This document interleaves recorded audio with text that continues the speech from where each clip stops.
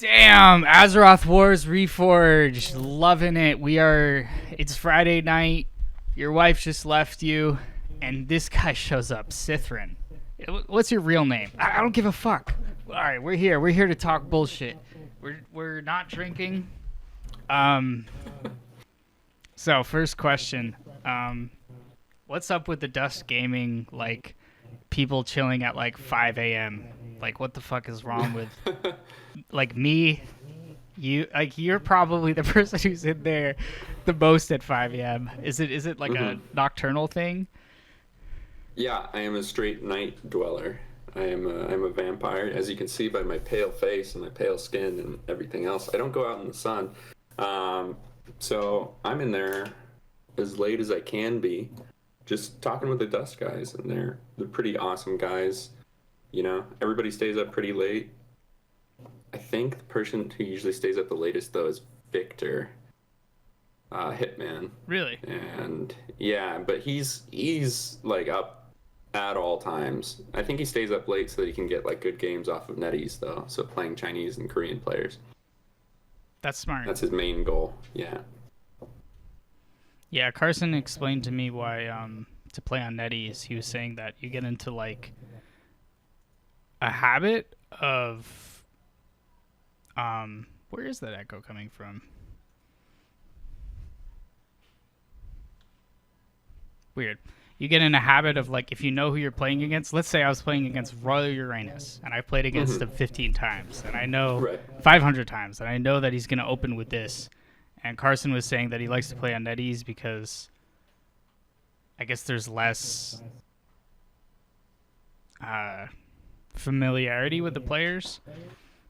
Yeah, it's a larger player base, so obviously you're gonna go from, like, I think Europe W3 Champions maxes out at around 600 or so.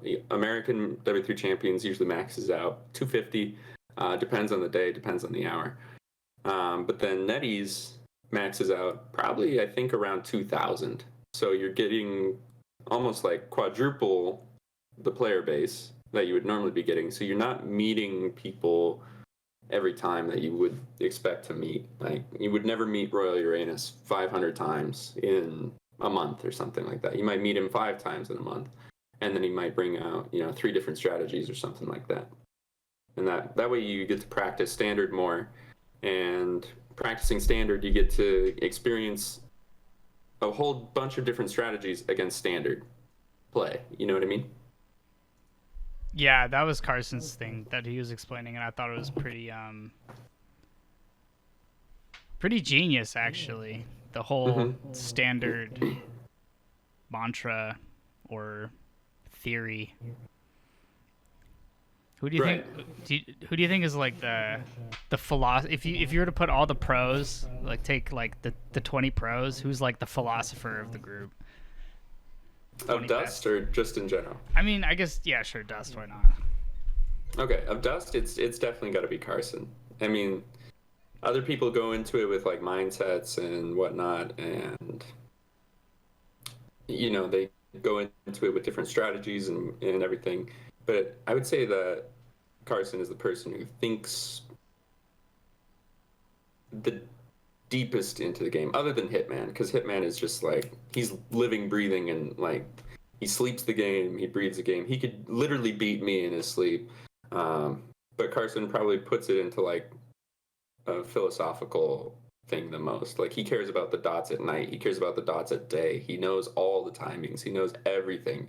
Secret about Hitman is, like, Hitman doesn't care about the dots at night. He just goes based off of how he feels. Like, oh, I feel like it's been 6 minutes, so the second hero should be popping out now. And then you look, and the second hero is popping out right now. And so he just has that, like, finely tuned instinct, whereas Carson has, like, everything down to a science. What are the dots at night? You mean So like, how time passes in the game, right? Yeah. So like, there's certain ideas that if you're teching with Orc at a specific time, which is the 1 burrow tech, your tech should finish by the 1, 2, 3, 4, 5th dot at night, something like that. And then your second hero should come out 2 dots after that.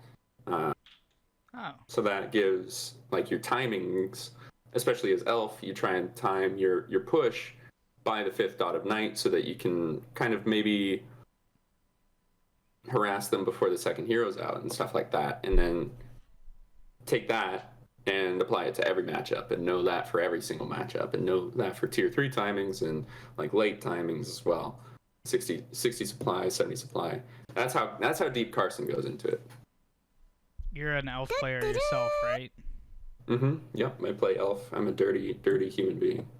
Do you feel bad about yourself when you play elf? Or do you think that whole bit is like a little played out? I think it's a little played out, but it's still funny. But I do kind of feel bad sometimes when I'll have a really bad game and I'll still end up winning, and I'm like, why did I win? And then I'll watch the replay and it's like, oh, because I have Moonwells, or I have a Demon Hunter who can mana burn and stuff like that, and like that's why I won instead of winning through like actual straight mechanics. But that's part of the race, and if you can't beat the race, you're not going to beat the players as well. You know what I mean? Absolutely. If that makes sense. I think the Night Elf, like the bashing Night Elf meme, is my favorite part about Warcraft 3. I don't know who started it or if it's just natural, but it's hilarious. I think Kaiser started it. You think at least Kaiser, in the Western scene. Don't give him that much credit. I mean, that's where I got it from, for sure. Fair enough. I won't give him that much credit then. I'll take your word. Damn it. I guess we have to give him that much credit, huh? Fuck Night Elf. No. Say it together. Well, Carson came up with the whole thing where he's talking about how every Night Elf might as well be Moon. And when you're playing a Night Elf, it doesn't matter if he's me or if he's Moon or if he's, Lawlight or any other elf from my level on. As long as we've watched a few Moon replays, we all play exactly like Moon and we all hit the same timings and we all do the same choices. And so there's no difference whether or not it's Moon or us. And Carson started that, which I thoroughly disagree with, but it's funny, And then Kaiser leapt onto that as well. I feel like Moon is so cool. Like I don't know. I just like whenever I see him playing Warcraft 3, I feel like he has such a like cool demeanor about him. Maybe I'm projecting or something. I've heard that it's either him or Lynn who like chain smoke outside of tournaments because of like anxiety, like not performance anxiety, but like game anxiety. Like they're so anxious about the game that they have to like just chain smoke. Oh my god, high hope. And that's so if they're cool. Yeah, so well, it takes it takes away a little bit of like the mystery of it, and but it's cool, at the same time. It's like, oh, he's a human being, but Moon is definitely, if there's a superstar in the Warcraft 3 scene, it's Moon, obviously.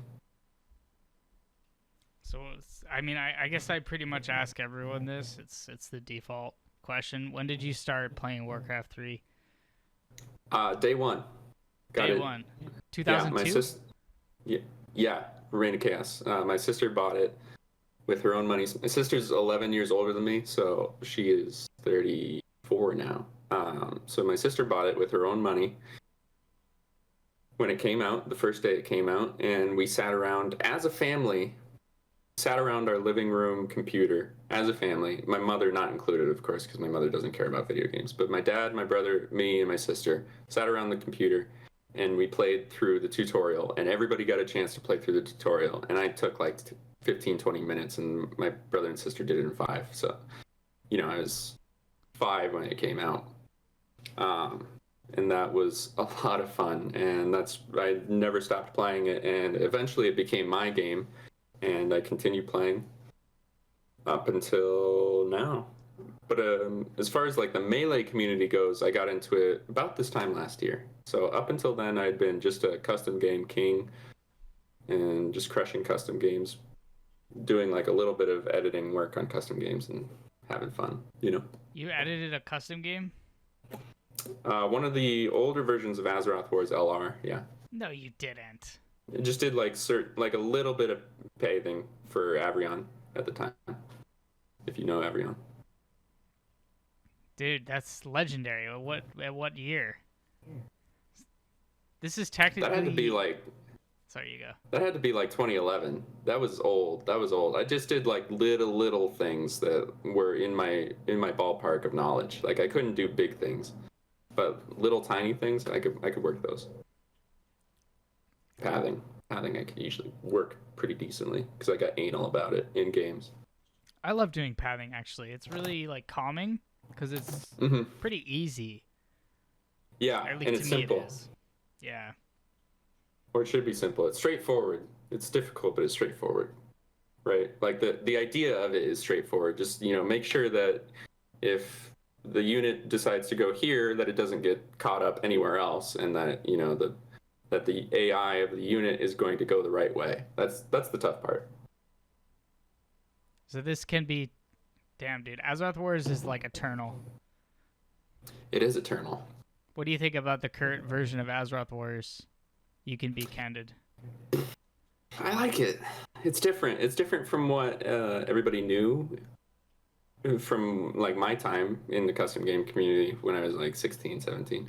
Um, but it's cool. I like there's artifacts, there's quests. That's cool. There's like a lot more player interactivity with it, and you can play as like you get second chances. You can play as a second chance race like the Knights of the Ebon Blade, or you can play as like a vassal race, which is cool um, and different. And that's what Azeroth Wars needs because it's almost as old as Frozen Throne, and it needs to be different sometimes to keep people interested. Keep saying that. Yeah. I feel like in the custom game community there's two mindsets. There's the conservative map people, and they're not like conservatives like I guess in any other regard. I mean, I guess they are kind of, but they're Right. like the map should be the same. Like if the map is similar to how it was 10 years ago, that is an amazing map. Yeah. And then there's people that believe in change. And I voted for Obama. Fair enough. Fair enough. I was too young to vote for Obama. I probably would have, but I get both parts of that because you get custom maps like War of the 12 Kingdoms or Broken Alliances, and those maps are like those are pure maps. Those are just like version 1.0 came out, and then ever since then it was like the only thing they change is pathing. You know what I mean? There's no balance changes. There's no factions added. There's nothing different about those maps. And those are some of the coolest, most fun maps to play, but only like once a month. You know what I mean? But then you get Azeroth Wars and you get Dark Ages of Warcraft and you get all the cool custom games, and like those are fun to play every day. And I think it's fun that they keep changing. Azeroth Wars gives me cancer, but like not as bad as LTA. LTA's I don't like LTA just personally. I think it has to do with the aesthetic of the map itself and of the units themselves. I think it tries to be a little bit too much. And I had a bad first time playing LTA where I thought it was Lordaeron Tactics, which was an old map from again 2011, 2012, and so I thought it was that, and I joined up, and it was like Lordaeron the Aftermath. I was like, oh, okay, maybe they just changed it up, and then launched into the game, and I was like, what is this? Oh my god, I'm gonna have a panic attack. I'm just oh god, and I almost lost my shit over it. And so I've just been looking for that Lordaeron Tactics reboot ever since. You know it's coming, right? One of my one of my friends Is it actually? is editing it. He's been editing That's- it for like 3 months. Or That's sick. it's coming. It's coming soon, I think. He sent it to me to help him out with like terrain and stuff. Mm-hmm. Soon TM. Soon TM. That's sick, dude. I'm excited for that then. Yeah, I'm excited for it too, cause like I don't know, spawn-based maps are not as popular as Era's Zombie Invasion, which is fine, Mm-hmm. but it's always nice to have a new one. Yeah, spawn-based maps are fun because they take a lot of the stress off of me, at the very least. Me, as a melee player, I can handle like Azeroth Wars much better and producing my own units. But before I started playing melee, spawn-based maps were the shit, just because I could handle it much better. Didn't have to worry about like army composition and everything. Do you believe in God?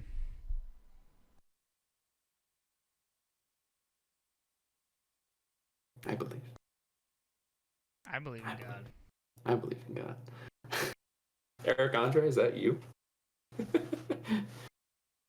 I fucking love Eric Andre, dude. Eric Andre is sick, dude.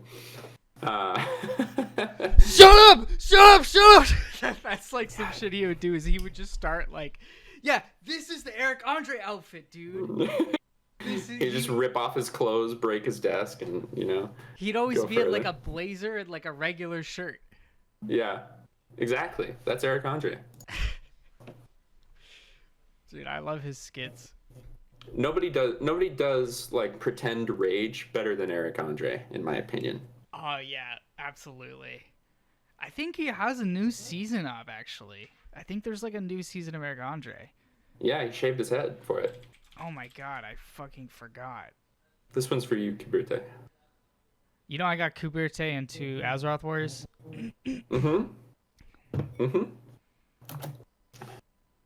It's fun stuff. We played a game. I beat your asses. Oh yeah, right. Of course you know that. Beat you both. True. 2v1 you. Felhord is OP. Felhord OP. I'm number 1 Felhord NA. That's a fact. Are you? Yeah, it's a fact. I don't know. I know some pretty good Felhords, dude. I beat them all. I beat them all as Dark Green. As Stormwind. I can't beat them as Ironforge, though. But as Stormwind, bet your ass. I feel like Ironforge is stronger, though. Maybe I don't know shit. No. Stormwind's the strongest in the game. That's a lie, but... So what's like... it's kind of hard to see, but behind you, you have this like giant case that's like partially... Let's see if I can show this off without crashing the stream. I can't. Wait, hold up. What is that? What is in there? In the yellow tweed case, or the yellow one, or the black one? Well, the black one looks like a guitar case. Yes, that is a guitar case. What is in the? They're both guitar cases. The yellow one is an electric guitar case. It's where I keep my electric guitar, Abigail, who that's my main guitar. You name your guitars? I named that one because I'll show you. Give me one second. All right, do you think? It doesn't look like it can hold a guitar.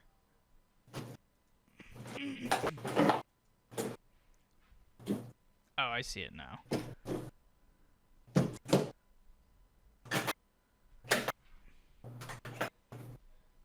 We're gonna do a concert later.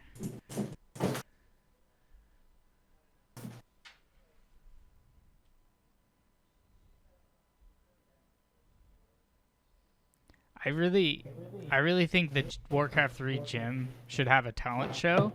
I think it would be like... Alright, you can't hear me. I do think that Warcraft 3 Gym should have a talent show. Yeah, so this is Abigail. The headstock says Agile, which you can't really see. Probably can't read. But when I first walked into the store, I thought it said Abigail, so that's where the name comes from. I was just like instantly in love with this guitar. Changed out all of the pickups, all the electronics and whatnot myself, and had fun with it. And now it's mine. And it's like a $200 guitar, but I made it mine. I feel like one of the coolest feelings in the world, maybe I'm projecting, is walking through a music store with all the like sick ass guitars on the wall, like sick ass pianos and all that shit. Do you get a similar feeling? Do I get a similar feeling? Like, what do you think about music stores?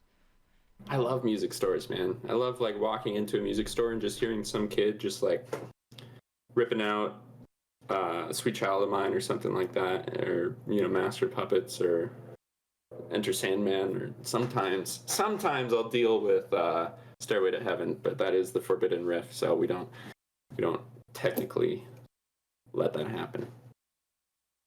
But it's can you fun. Explain that? What do you mean? Oh, the forbidden riff. Yeah, so that's what musicians or people who are in the music scene, especially in like music stores and music teachers, we call the Stairway to Heaven intro riff. You know it, right?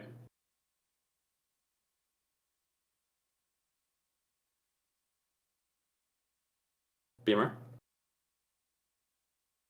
Can you hear me? Yeah, sorry, I had to turn down the light. Oh, you're fine. I know. Yeah.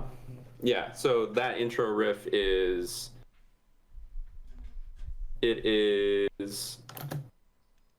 so overplayed, and everybody knows it. So if you play it in a music store, you could get kicked out, or somebody probably would shout at you to stop playing it.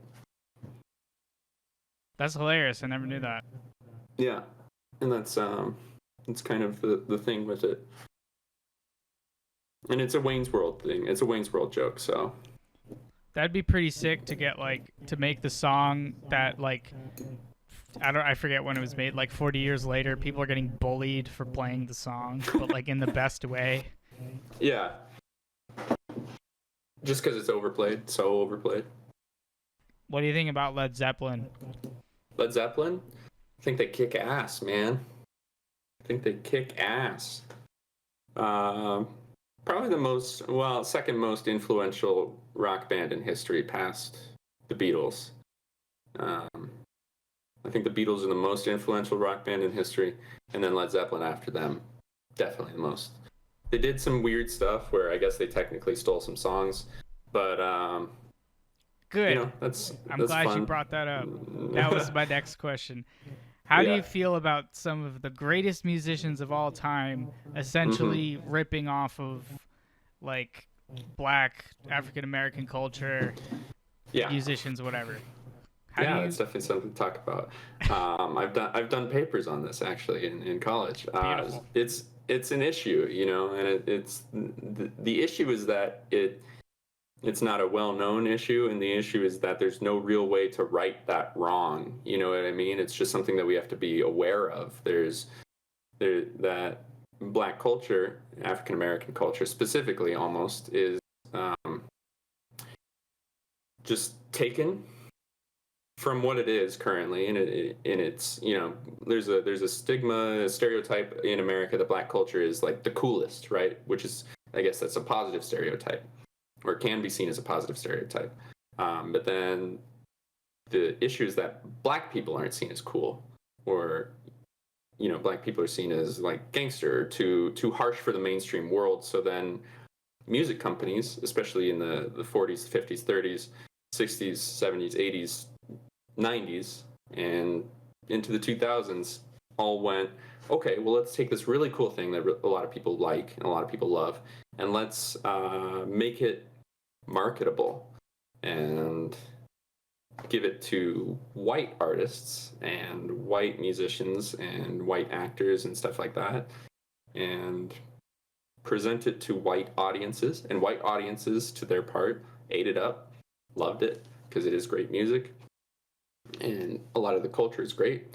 But the issue is that black musicians didn't get their due, right? A lot of black blues guitarists died hungry, whereas Eric Clapton, as much as I do love him, is a multi-millionaire,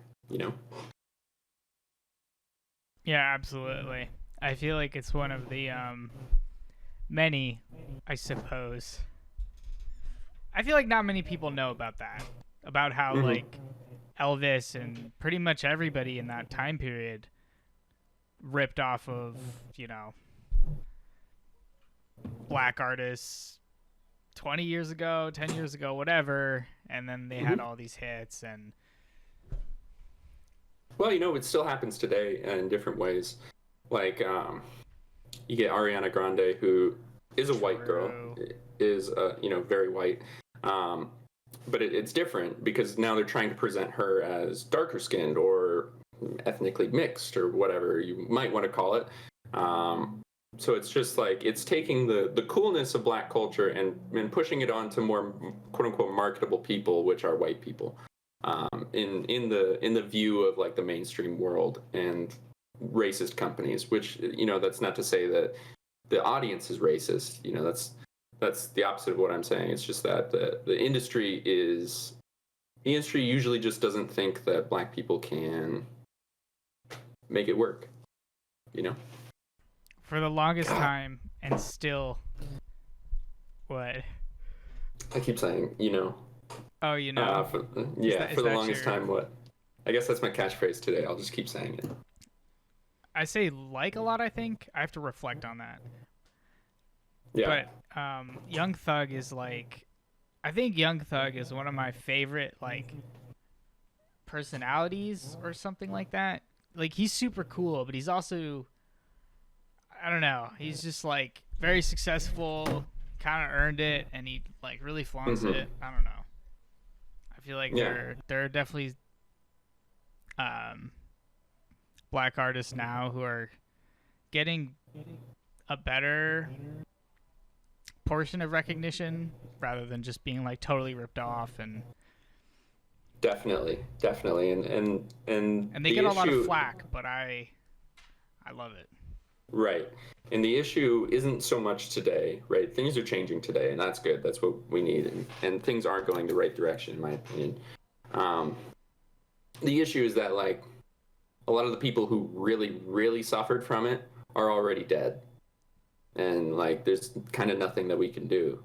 I mean, there are, you know, a lot of them do have descendants and families, but, like, at the same time, how much do those descendants and families stand to earn from what we can do, and do they, you know, what can we do for them that would be reasonable? And unfortunately the answer sometimes is not much or nothing, in fact, you know. Yeah, reparations is like a super tough topic. But it is a tough topic in America, and it's a topic that's still going on. Yeah. It's crazy when like genocides have happened like 20 years ago too. Mm-hmm. And it's like, yeah, it's super interesting to deal with. You know, from a drama standpoint, it's like, oh yeah, that's interesting. And they're not getting reparations. They're not even getting acknowledged, dude. Like I forget. Yeah. I think the Armenian Genocide. Although there's one that happened like 100 years ago, and people still don't recognize it. I don't know if that's the Armenian Genocide. Yeah, it's the Armenian Genocide. It happened after World War I, when Turkey was in its state of kind of civil war and war with the West, and deciding what fate it wanted as a nation. And, you know, unfortunately, the fate that they chose in the aftermath of the Ottoman Empire was a Turkish state. You know, they wanted to be a Turkish ethnic state, and so they purged all of the Greeks from Turkey, and they purged almost all of the Armenians from Turkey as well, maybe all of them. And we're working towards purging all Armenians just in general. Thank God they didn't, obviously, because that's why we get Royal Uranus here today. Is he Armenian? He is Armenian, and my man. You know, it's a topic that, like, the Turkish government specifically really doesn't want to talk about, and really doesn't want to take credit for, and really doesn't want to take the blame for, mostly because they know that they would have to take the blame. Yeah. It's definitely tough. Yeah. Do you think that, like, so people, I don't know if it's like in articles, like I don't know if it's journalists or professionals or what the word is, but people are saying that these times are very similar to the Great Depression in terms of like the gap in wealth and like how people are living and all that. Do you think we're living in the next Great Depression, even if it's not depressing or Well, it's certainly depressing. I think we are. Personally, I think we're kind of already there. I mean, the Spanish flu of 1918 happened, and that killed millions of people. And so we had that kind of pandemic going on, and then the Great Depression happened. I think our Great Depression happened before the epidemic, but rather than after it this time around. But I do think we are in a depression of sorts, as far as like, not to get too into generational politics, but like millennials and the generations below millennials are very frugal with their money in a way that we kind of haven't seen since the greatest generation, which is the Depression generation and the lost generation, as we call them, which is the generation that fought in World War I, who experienced the Great Depression most viciously, and we are kind of in a similar mindset of like, I'm just trying to survive, man. I'm not like looking to buy a car. I just need a beater. I just need to buy like a $200 car so that I can afford, food next month, something like that. Dude, it's crazy how college tuition prices in America have gone up relative to the dollar. It's like the textbooks too. It's textbooks and education have like skyrocketed. It's like absurd. Just go to college, they say. It costs like a whole house. Yeah. Yeah, and especially as somebody like me who made a mistake in going to music school. And I'm like 4 years into music school now, staring down one more year for my degree. And I'm like $25,000 in debt now, looking at another $10,000 for this year. So it's a pain in the butt, and like the industry that I'm going into, which is music, it doesn't even know that my degree exists. My degree being musical performance in bluegrass guitar, which is not what I actually want to be doing, but it's a great stepping stone towards it. Okay. What do you want to be doing? I want to be a rock star, man. I'm going to be a rock star. I'm going to kick ass. Good attitude. Names. I believe it. I'm going to fuck bitches. That sounds sexist. I'm going to have sex with many women consensually. See, that's sexist. The first one was braggadocious. Yes, exactly. The second one was fucking sexist.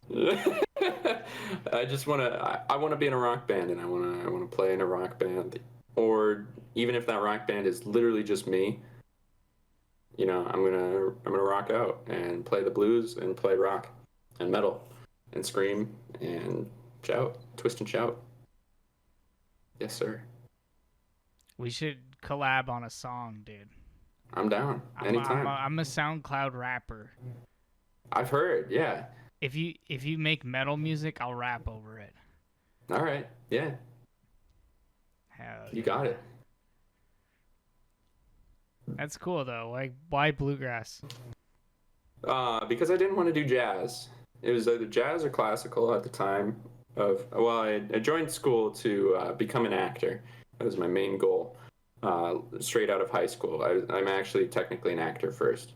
I started acting at the age of like 10, so not really where it counts, or maybe it was 8, but it wasn't really like big stuff. It was just like school plays and whatnot, but I had fun doing it, and I loved it to death. And so I'm an actor technically at heart and first. And then music I picked up once I was like 12, and I joined choir at 10. So I started singing then, and started playing guitar at 12 or 13, whichever it was. And so that's been 11 years now. But I joined college to be an actor. that didn't work out because my college is like the acting school in the state and in kind of like the whole region, which is a pain in the ass because then that means that people who aren't like classically handsome or people who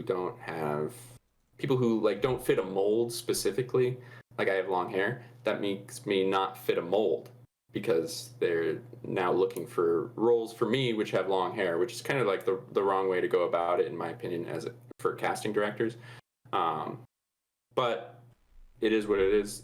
I didn't get into the acting school, but I did get into the music school, and I didn't want to be classical guitar because I think that's boring, and I didn't want to be jazz because they're all kind of pretentious assholes at my school. Not trying to blanket statement jazz people, but the bluegrass thing was cool. Jazz people are pretentious assholes. Sorry.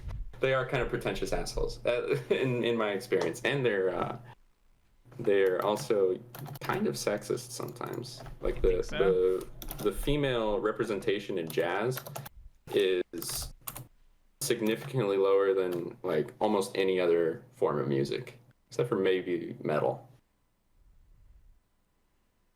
Just play the right notes. It's easy. Interesting. I didn't know that. Do you think you're a good liar? Oh, I'm the best liar you've ever known.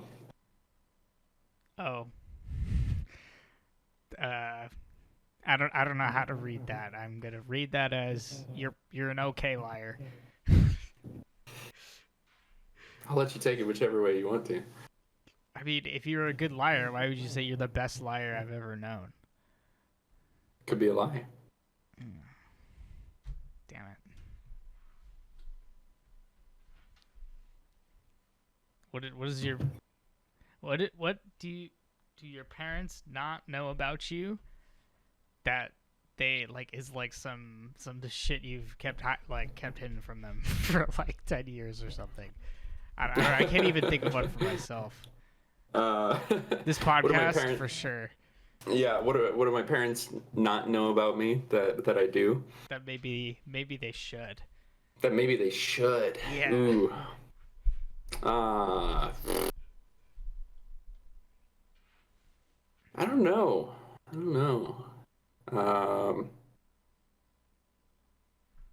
I got my heart broken when I was like 15, 14, 12. Got my heart broken when I was 12. When you were 12? That sounds about right. When I was 12. And like serious heartbreak. Serious heartbreak. Dude, I think the same things happened to me. Yeah? I think so. Yeah, serious heartbreak. I don't know. It was interesting. It was fun. They shouldn't know that though. They should, but they shouldn't. I don't think they should know that. Yeah, I don't know if they should. It might hurt their vision of me, or they might feel bad for me, which I don't want them to do. What was her name? Sorry, I had to do that. No, you're fine. His name was Anita. No, her name was Anita. We played World of Warcraft together, and she broke my heart. No way. You guys played WoW when you were 12? I guess that's I think she was 21. I lied about my age at that point. I said that I was 10 years older than I was. So I was claiming to be 20 at the time. I was 10. So you're a good liar. All right. Yeah. I was claiming me to be between 20 and 22. And that was fun. And then something happened, and she broke my heart. I didn't actually tell her that I was 12 until I was like 16. Can you talk about it, or do you forget? Can I talk about it? I mean, you don't have to. I don't know. I feel like I don't. I don't want to like push you down. Oh, you're fine. There's a whole lot of situations like that. I don't want to. It was simple. It was pretty simple and straightforward. She just said that she wasn't into me anymore, and like that was cool. I was like, oh, okay, cool. I'm gonna stop playing this game for 9 months. And then I stopped playing World of Warcraft for 9 months while I recovered emotionally, crying every night. Did you process that you were went to bed. A 12-year-old who was role-playing as a 20-year-old? Yeah, no, I didn't. Did you believe you were 20 or 12?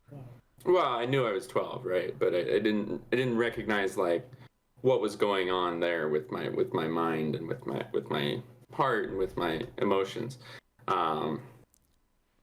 So I just kind of got caught up in all of that and let it happen. I mean, and that's I think real, she was dude. like 21, It happens to everyone. Even if it doesn't happen to everyone, I think everyone's been there. Yeah, and looking back at it now at 23, I'm like, oh my God. Looking at my 12-year-old cousin now, I'm thinking like of him being in love with, one of my 21-year-old female friends and just going like, Jesus Christ. And that's, obviously she didn't know that I was that age, right? Maybe she knew, dude. I don't think she did, but because I was pretty good at it. It was like I said, I'm the best liar you've ever known. I'm pretty good at lying. How did she had no clue. Because you have a 20-year-old sibling. Yeah. I have a sibling who's 11 years older, so I can you can just imitate them. Yeah, I can imitate them, and I hit puberty at like 10. You're full of shit, dude. No, so my voice dropped when I was 10. So it's been like this, and it was even lower then. It was even lower than. Years. Get the fuck out of here. It was even lower, yeah. Were you like one of those people who you're like your current height at 12? Yes, I was 5'10" at 12. Are you kidding? No, I'm not kidding. And everybody was like, "Oh my God, you're gonna be like 6'3". And my brother is 6'3", and he's 7 years older than me. And I was like, "Yeah, I'm gonna be 6'3", and then I just stopped growing. I didn't hit another growth spurt after 12. That was it. I was done. There's this kid in my 8th grade class named RJ, and he was like one of those. That's why I asked, because he hit like 5'9", like so fucking quickly. And then I remember like checking in on him or something like 10 years later, I guess, at like 22, and he was like still the same height. And it was kind of hilarious because he like wasn't that tall, but at the time he was like, you were one of those. Yeah, you're really one of those. You living a good life, dude. At least you did back in the day. Oh yeah, I mean the girls were like, I think the girls were scared, honestly, because like it's this 10-year-old who's like got long hair and he's walking around with like this deep as balls voice, and he's 5'9", 5'10", and just like flirting with them because I'm a massive flirt, and they just like freaked out, dude. Nobody knew what to do. Especially not me. So this makes sense. I should have known that you were a role player. You're a real role player. Yeah. Which is fine. Like, there's nothing wrong with that. You role played being 20 when you were 12. Yeah. Well, I role play on WoW too, so like playing characters and playing D&D and stuff like that too. Hell yeah. Yeah. Do you ERP? Sorry, when I say role player, I mean erotic role play. I don't mean like traditional role play. You ERP, I got you, dude. I don't, actually. It's funny that you asked that though, because everybody asks that. No, I have. Just in the past, when I was like 16, I was like, what is this? Experimenting with my life and experimenting with everything around me, and just like, what is going on? What do you think about Moonguard? What do I think about Moonguard? Do you play Don't go on to Moonguard? Goldshire. No, I play on Wormrest Accord. That's the pretentious new server rather than the pretentious old server, which is Sisters of Elune, Emerald Dream. Why didn't you play on Moonguard, dude? Because I don't want to be known as an ERPer. I play on Moonguard. I don't want that stigma. Yeah, do you? Hell yeah, my friends played on it, and it's a terrible, like, oh, why do you play on Moonguard? Well, my friends were playing on Moonguard. It just comes off terribly. Oh, your friends. Your friends. Yeah. Okay. Exactly. It's hilarious though. I like Moonguard. I don't care if you ERP, like what that is to audience. ERP is erotic roleplay, so you're just like typing into chat. It's like cyber sex. you're typing into chat like, my character does this to your character, and like I penetrate you like this, and it's funny, or maybe you get off to takes off socks and asterisk. Yeah, exactly. So I think that stigma is funny, really funny. But it's just it is what it is. It is what it is, and some people enjoy it, some people don't. Well, that was hilarious. I didn't expect the 12-year-old story. That was sick. Yeah. Yeah, no wonder you like Azeroth Warriors. I feel like I'm hitting way too broad of a stroke. I feel like people who like the lore maps, there's you got to be an RPer at heart. I think I'm an RPer at heart. Yeah, definitely.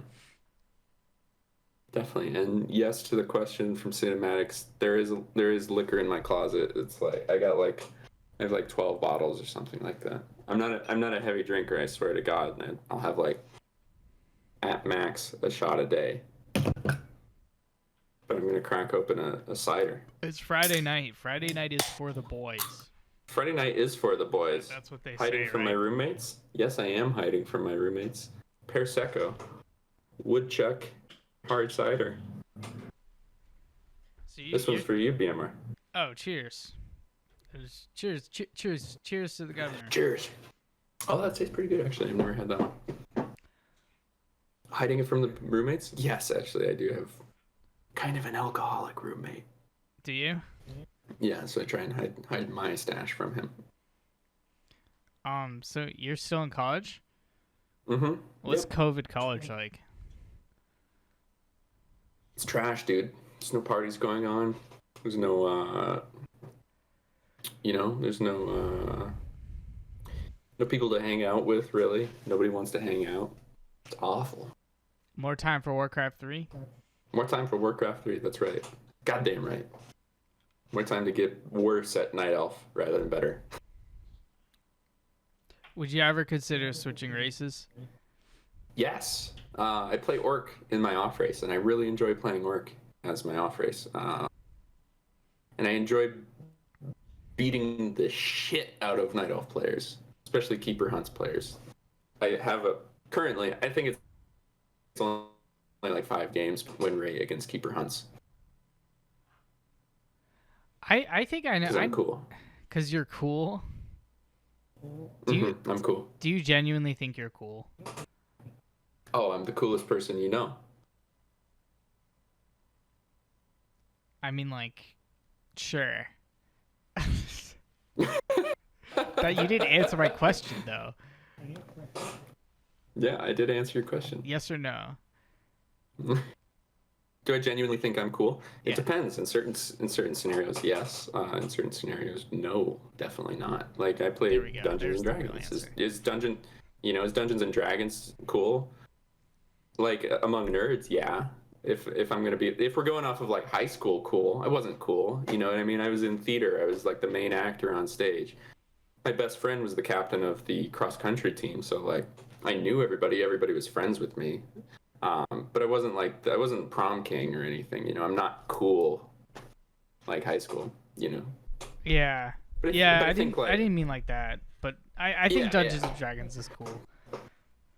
Yeah, I think like personally, I feel cool sometimes, like hanging out with friends and doing everything, and I'm cool. I got some friends, Yeah, I had a girlfriend. I don't know I've had how sex.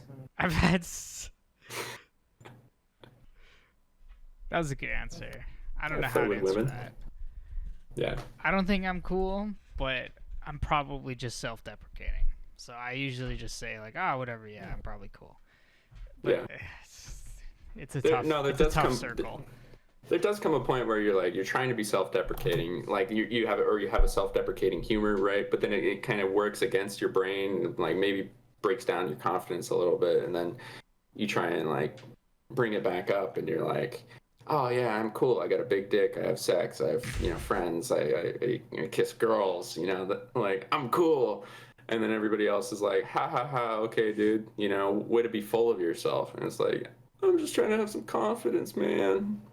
Kissing girls is not cool in 2020. Bad news for you. No. Kissing boys is cool for these Zoomers, man. Fuck yeah, you've been fucking up, dude. I thought you went to music school. What is this shit? I got news for you. I've kissed more guys than I've kissed girls, and I've kissed plenty of girls. Yeah. Okay. I believe this liar thing. I can't take that one on. That one's not a lie. That one's the truth, baby. Is Bidu still here? I'll kiss him too. What do you think about Bidu? You don't have to answer that. What do I think about Bidu? No, I love Bidu. Bidu's an awesome guy. Bidu is a great guy. He's a great human being. And he's one of the best managers, one of the best Warcraft 3 managers in the world, at managing the best Warcraft 3 team in the world, which is obviously Dust Gaming. True. Or at least best team NA. I mean, you've heard. Like, it's probably the best team, right? Easily the best team NA. Like, no joke, 100%, 1,000%, 1,000,000%. What EU teams are there? There's UMAD, which I think that's Todd's team, which is pretty good. It's pretty decent. There's the Soviet War Elites. I think I'm saying that right. There's Team Sweden, and they're pretty good as well. I think we kick their ass every time though. And then there's Sparks Gaming, there's also there's some more. I can't think, but whichever one that won X-Lord and Ente, they're on a team in Germany, and that's a good team actually. Mouse Sports, that's it. Thank you, Grinchy. And that's a good team as well. And then Sparks, which has Foggy, and kind of that's it. But other than that, in EU, I don't think any of them can beat us in a clan war, and I don't think any of them have. And we'll continue to kick their asses from here until we die. Has there ever been a clan war? Yeah, there's been plenty. We're Team America, which is Hitman and Cruncher, and then Arc, and some other people. I can't think of everybody who's on it. They're, I think, in the finals now of the Nations League. Oh, the Nations League. Oh, I should check that out. Yeah, it's pretty cool. Who else is? Do you remember what nations are in the finals on any of the other? Or like who is even in the last? Yeah, I'm pretty sure it's Ukraine with Sonic and Foggy. Makes sense. And they're kicking ass too, but I think we beat them. 100% think we beat them. Like, I would put money on it. OC, that's right, Grinchy. OC. I don't know, dude. Korea is definitely number one.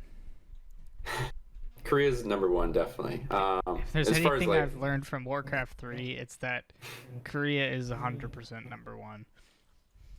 Yeah, Korea is... They have the best players of all time. The top two best players, Moon and Lin, who have the most money ever made from Warcraft. And then after that, it's China with Infi and TH. And I think somebody just moved past Grubby as well at number 5. Grubby was number 5. So after that, it's Europe and everybody else. And then, on and on and on. Dude, if we live long enough to see Dreamhaven or Frost Giant make a game, then there's a potential that we see these like old man professionals like try to keep at it. Like we see like fucking I don't know. I don't know their ages, whatever. Just like somebody like Grubby or whatever at like 40, like 45, just like cranking it out in the finals, dude. Yeah, that'd be really cool, actually. I think we could see some of that, too, which would be really cool. I don't know, I'm worried a little bit, personally, because the StarCraft 2 scene is so much larger than ours, and they always have, like, the loudest voices in the room when it comes to stuff like that, so I'm worried that Dreamhaven and Frost Giant are going to cater to them a little bit and not have, like, heroes in the next RTS. Or stuff along those lines. We'd be fucked, dude. Which I would cry, but I'd still play the game because I like StarCraft 2. but I think that like our pros wouldn't translate as well into that new game as well as StarCraft 2 pros would, like Saril and Raynor, and I can't think of StarCraft 2 pros names. Dude, heroes were like genius. Mm-hmm. Like that shit was like I don't know, it's not that genius, like it's pretty intuitive. Hindsight 2020, right. But at the time, I feel like that shit was like absolutely like bonkers intelligent. And like they didn't even know how bonkers intelligent it was. They just like did it. Cuz if any other like fucking RTS at the time, like you know, Age of Mythology, Empires, whatever, they kind of like I think Age of Mythology I got really into. They kind of touch on heroes, but the whole like scaling, like having levels and like choosing abilities, is like so much depth. Yes, dude. And I think that was because Baldur's Gate came out pretty recently. Like relative to Warcraft 3, it came out before, let me look that up. Baldur's Gate.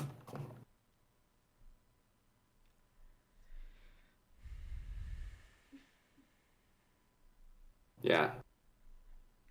Baldur's Gate 2 came out in 2000. So 2 years later, Warcraft 3 comes out, and I think people were wanting that like RPG element of a game, of an RTS, and Blizzard, in their genius at the time, managed to mix it perfectly, in my opinion, with, you know, scaling heroes who kind of had that RPG-esque element of like named characters in your campaign, and like your heroes are the coolest part in your campaign, like Arthas and Jaina and everybody that we all know and love, and then still having an army, still building a base, and that was sick.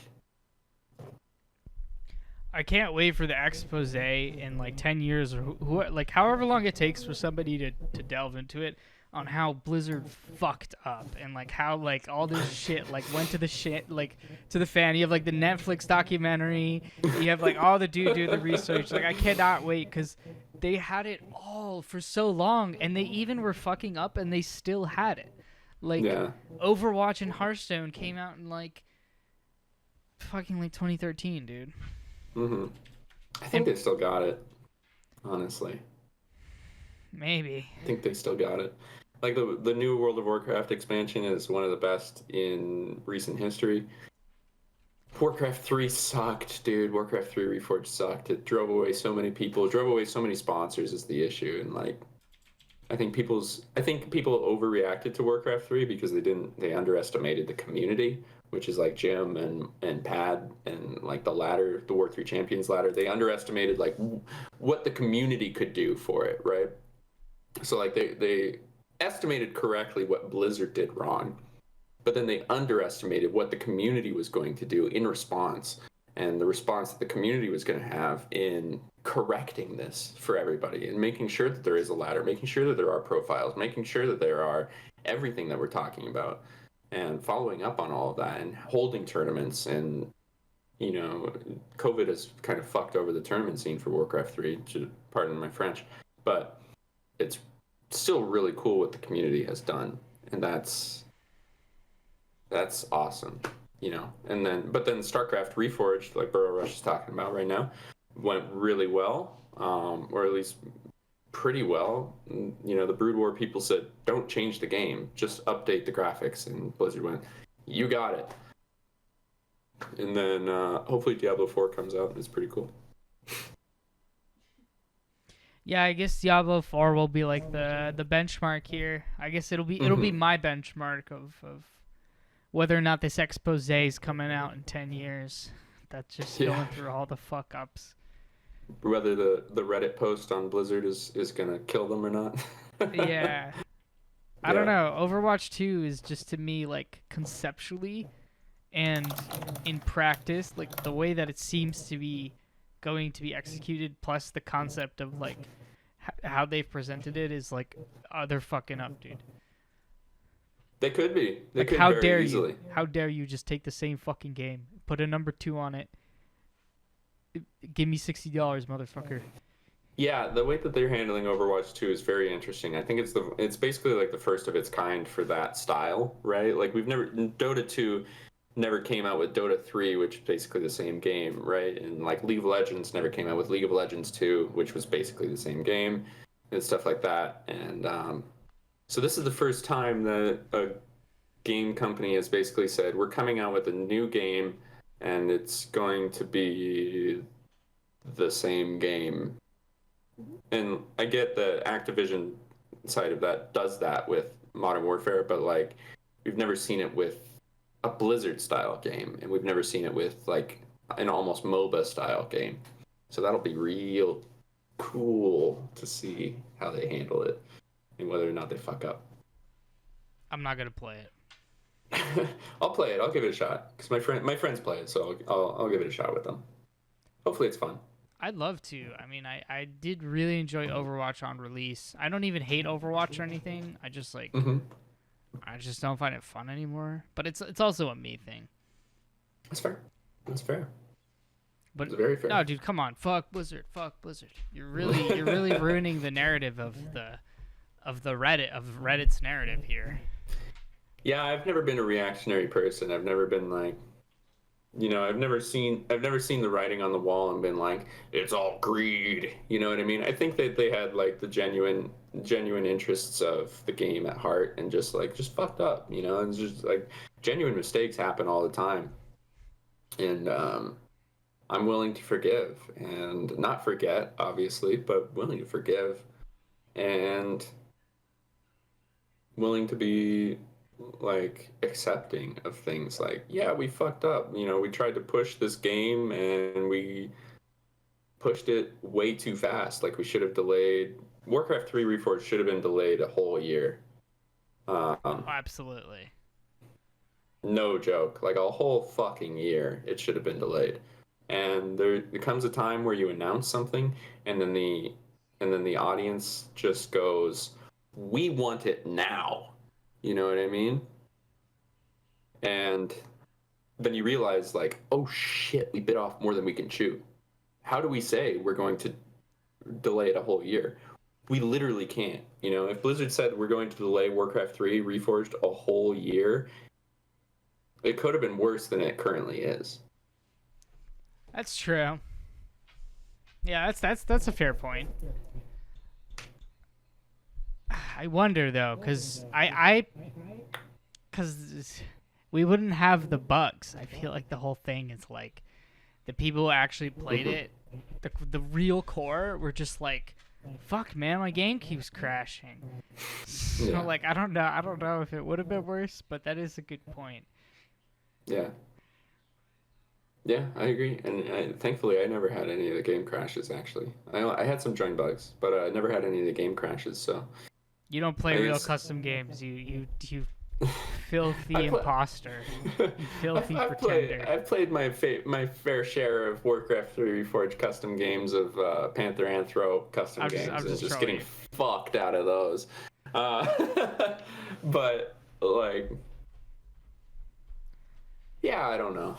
I guess I never experienced like this. I've always been really lucky with games as far as like everybody experiences bugs, but then it's just like me over here, never like somehow skirting around every single bug because I'm playing the game that the way that the people intended it to be played. Like I'm playing the way that the game that the bug testers play, and then they fix all the bugs that the bug testers would find. You know what I mean?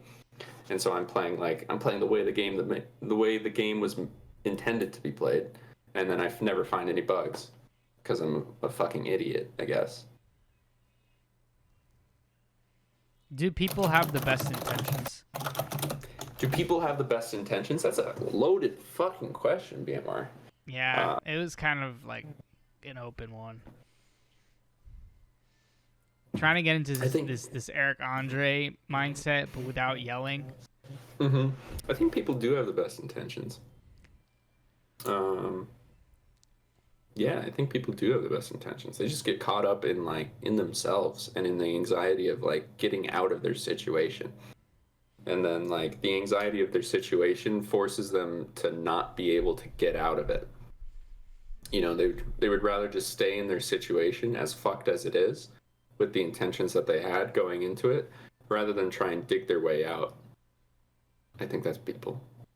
Yeah, I think it's really tough because there's a pretty predominant, I guess, to take it with a grain of salt, there's a pretty predominant trend of people assuming others don't have the best intentions. But there's a disconnect in kind of like what they're implying is that the other person is a sociopath to some extent.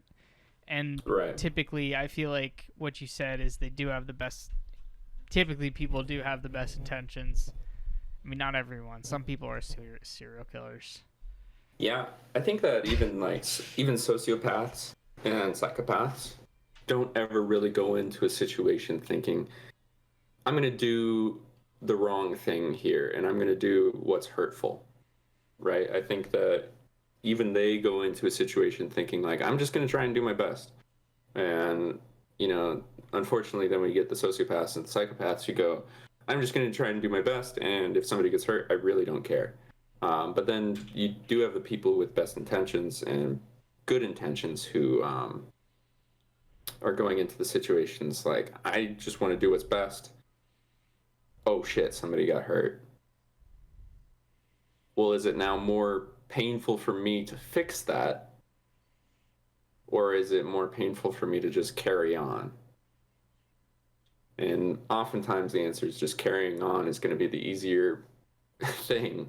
Unfortunately, it's not the good human thing to do, but it happens.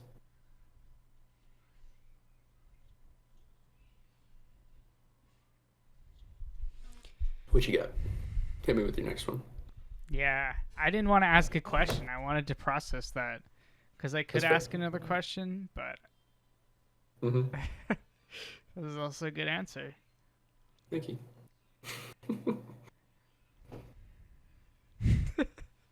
Anyway, do you have any tattoos? Do I have any tattoos? No, yeah. I'm too poor. You're not cool. I want tattoos. Sorry. I know. I want tattoos. It was a lie. That one was a lie. That one was a lie.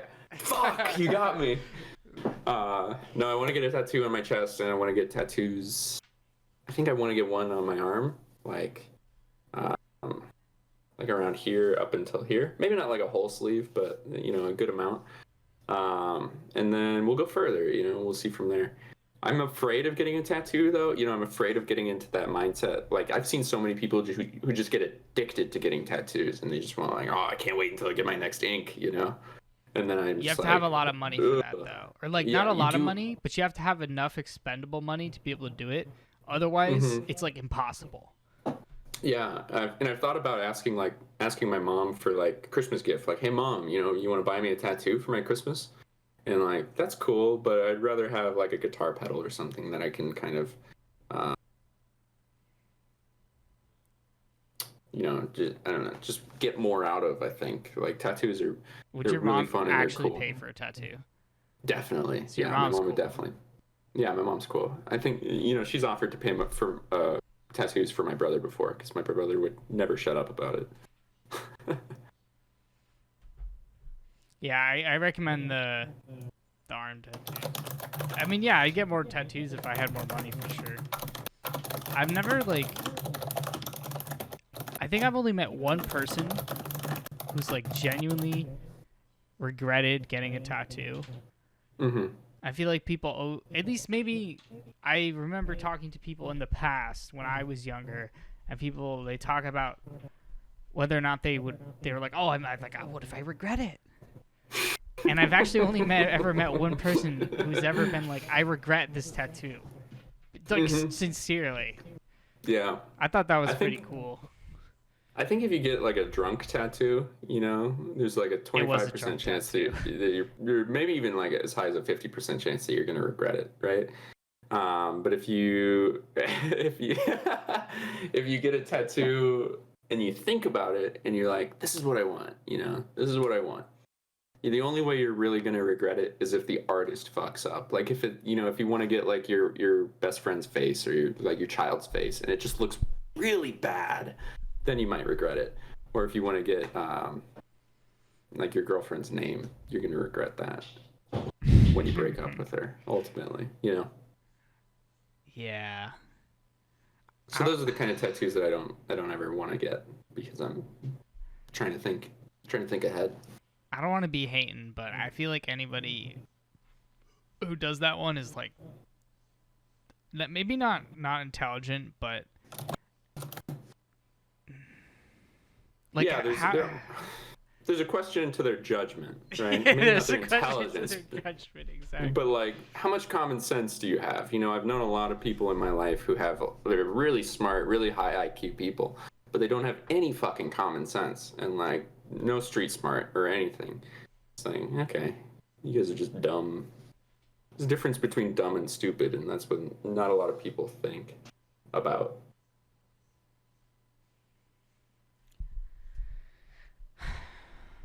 Dumb and stupid. I feel like for some reason I've never felt like I've been around dumb people in the way that I have at electronic concerts. I'm not hating the people at electronic concerts. They're probably smart, but never ever in my life have I ever like just been in this situation where I'm like watching what people are doing and saying and like pretty genuinely expressing and just being like, holy fuck, you are stupid. And I'm like, yeah, not trying to hate, but I know it's just a funny thing that came up in my head there. Because I was just trying to think of like, I feel like people, even if I think they're dumb, they're usually, like in Warcraft 3, like I think they're probably dumb people, but for the most part, most people I know, even the trolls, are like, I don't think they're actually that dumb. But maybe Warcraft 3 is high IQ shit, which is likely. Maybe. And I kind of think that, you know, Warcraft 3, it's one of the oldest gaming communities as far as like average age, right? Like at 23, I think I'm 4 to 5 years younger than the average age of Warcraft 3 players, which is kind of weird, kind of fucked up sometimes. Maybe, I don't know. It could be like 24, I think the melee 25. scene is older. All these custom players, bro, like all these players I interact with, they're all like 20 or 21. They're like 20 to 24. They're not all 20. They're not all 20. Most people are like 22 to 26. And then there's like 10, 15% are like above 30. Interesting. I think in the melee world, it might be flip-flopped, you know, where like I can see it. Where the average is much older, or like, you know, at least between like 26 to 30 or something like that. And then, you know, you get like 10 to 15% who are under that. Because there are no 30-year-old Russians playing Warcraft 3 in the custom scene. And I'm joking, I'm sure there are. But the Russians, they're always like, there's no way there's one of them over 30. Yeah. Playing Lord on the Aftermath. In the custom scene, definitely not. If you're in the custom scene and you're still 30, you're probably melee, and you're probably like 1800 level. No, they exist. They're just not Russian. True. I'm just memeing. Do you have any like good trolling stories of like getting trolled over the years? Getting trolled over the years in Warcraft 3? Or real life, fuck it. Oh god, yeah. I don't know, in Warcraft 3, it's not really like a trolling story, but it's I think it's kind of funny. Like playing, I don't remember exactly what custom game it was, but it was a custom game where like when your hero dies, it's gone, right? And that's it. And you never get to use that hero again in that game. So playing a custom game, I'm like 12 or something. I'm young, right? And somebody's hero targeting me, as they do in custom games, as they do in melee, and I've gotten used to it because of melee, and I don't care anymore. I kind of laugh at it now. You don't cry yourself to sleep over hero targeting. I don't cry myself to sleep over hero targeting anymore. So but at the time, I'm like, I think I lost like 7 heroes to one person or something like that. It's one of the races with like backup heroes and everything. And I got so mad that I got up. Nobody's home in my house. Nobody's home, but I get up and I stand up and I just scream and I just like, ah! You know, but I'm 12. and I'm like a child, and I just scream, and then I pace around the living room, walk around the living room for like 10 minutes, and then I stop right before the garage door, and I kick a hole right next to the garage door, and like I just kick a hole right into the drywall, and then I go, fuck. So I know. If the Warcraft 3 gym talent show happens, I have my act. It's that.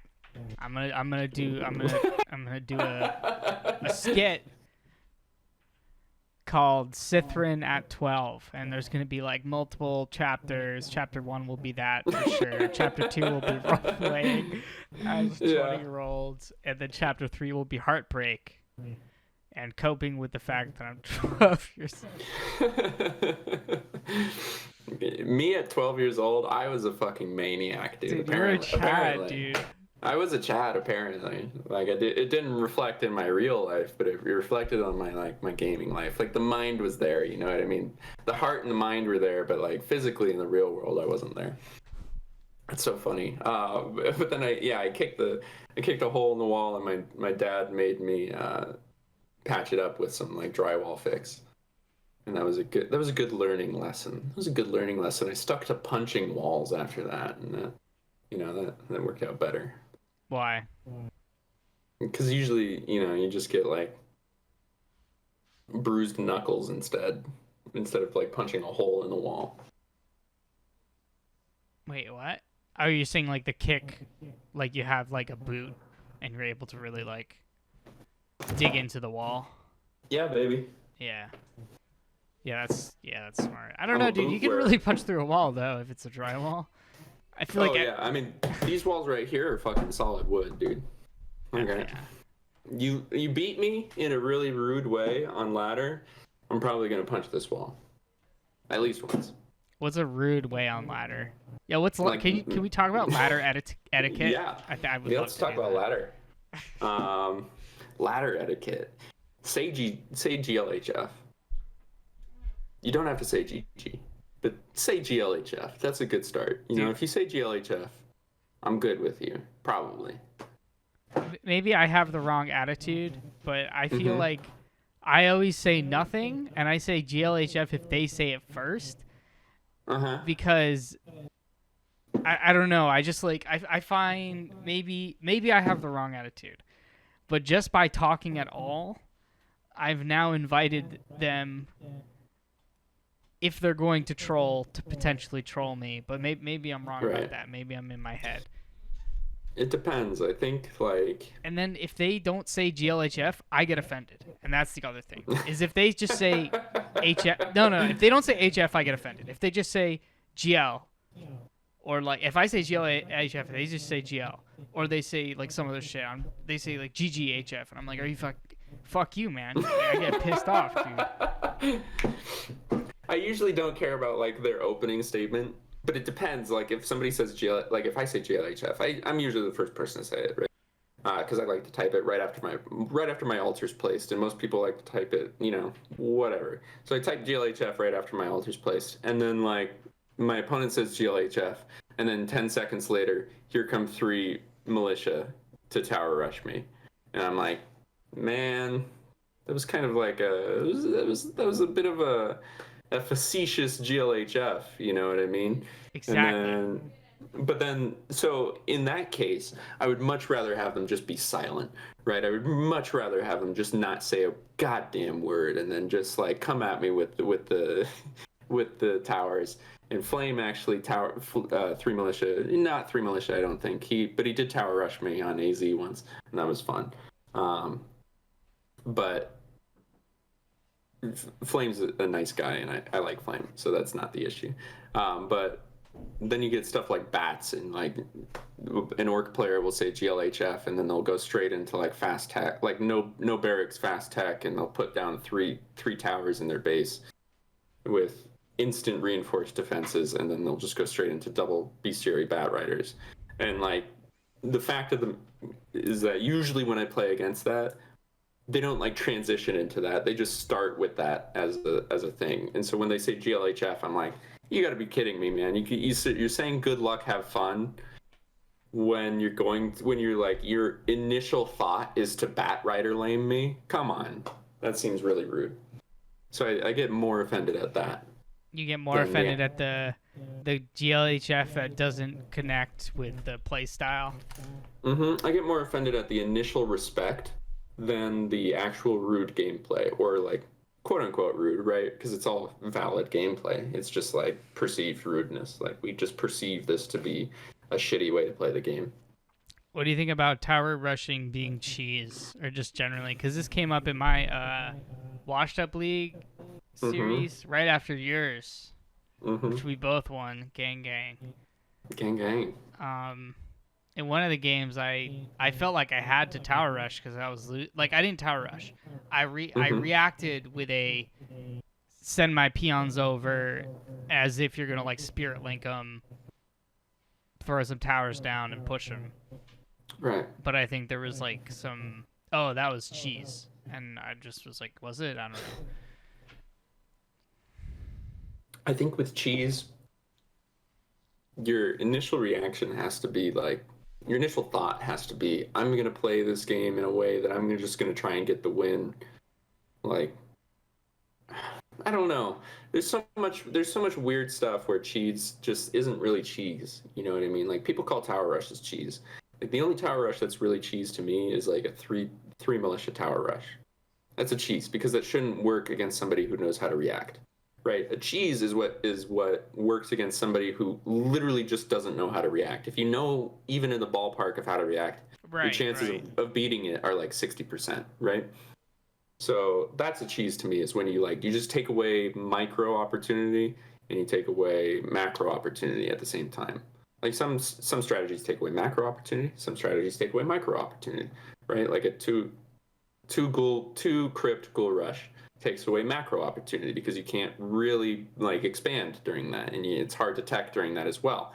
But it still leaves you micro opportunity. That's why I don't view it as a cheese. I still hate it personally as an elf player because I've lost to it many times, but it's valid. You know, even a late tower rush with like first hero, as soon as you get your first hero out of the tavern, you tower rush. I wouldn't even call that a cheese, because that's, maybe some people still would, but that's like, you're just taking away the macro opportunities, but not the micro opportunities, right? Cheese, in my mind, should take away both. Are you versed in economics? I was just getting flashbacks to macro and microeconomics. I don't know if that's... Yeah, that's right. I've survived through two of my housemates, going through one of the hardest economics classes of their lives. Oh yeah? How did that go? Yeah. They almost died. What do you mean they almost died? One drove one of my friends into like suicidal thoughts, and like he actually went to the mental institute for it. Jesus. Are you kidding? No, I'm not kidding at all. It was kind of funny. I mean, funny now, you know, at the time I was very worried. Yeah. But okay. The other one just almost lost his mind. Just almost went crazy. He started listening to not Joe Rogan. Who's the other guy? Alex Jones. He started watching Alex Jones every morning before I woke up, so I thought I was being indoctrinated by him. One of these days, I want to try to interview somebody for Warcraft 3, but then force them to talk about politics the whole time. But I feel like that's just a fantasy and will never happen. We're almost doing it. True. We're close. True. Stop the steal. Stop this. I don't know, man. Politics is so hard to talk about. It is hard to talk about, unfortunately, because in America, half the population is polarized. So you're either going to make friends or lose friends, and like sometimes you make friends with people who you thought were assholes, and you lose friends with people you thought were cool, and it's like, oh, cool, you're a liberal. Oh, dang, you're a Republican. You know what I mean? Or, oh, cool, you're a Republican. Or, oh, dang, you're a liberal. Or other way around. Oh, dang, you're a Republican. Oh, cool, you're a liberal. You know, so sometimes it's it's not fun to talk about politics in America. Sometimes it is. Yeah, I mean, I love to, but I'm also, I guess I'm not super, I don't know, it's tough, man. Best talk was Dust Chat on election day. I feel like I should go back and reread that, because I read part of it. You don't want to. I don't want to. No, you don't want to, man. Will I like... It's bad. It's bad. It's bad. Is there anything TOS on there? No, no, I don't think so. I feel like we should. It wasn't like racist or anything. Like nobody was being racist or nobody was being sexist. You know, it's nothing like that. Nothing off the cuff. It was just like everybody was just spouting their opinion, and everybody's opinion is bad, right? Like everybody has a bad opinion, myself included. My opinion is trash, and you know what I mean. Like politically, everybody's opinion kind of sucks. I feel like it'd be funny to look at, especially in retrospect. But I don't want to put anyone on blast, which I inevitably would. Don't do it on stream. Like for your own recreational enjoyment, sure. Yeah. And one of my favorite, the BFME Discords, we now have a politics channel, and I fucking love it. Oh, good. Those guys are weird, though. Those guys like. There's a lot of Koreans in the BFME channel and just in general, but like, dude, those guys get weird. What do you mean?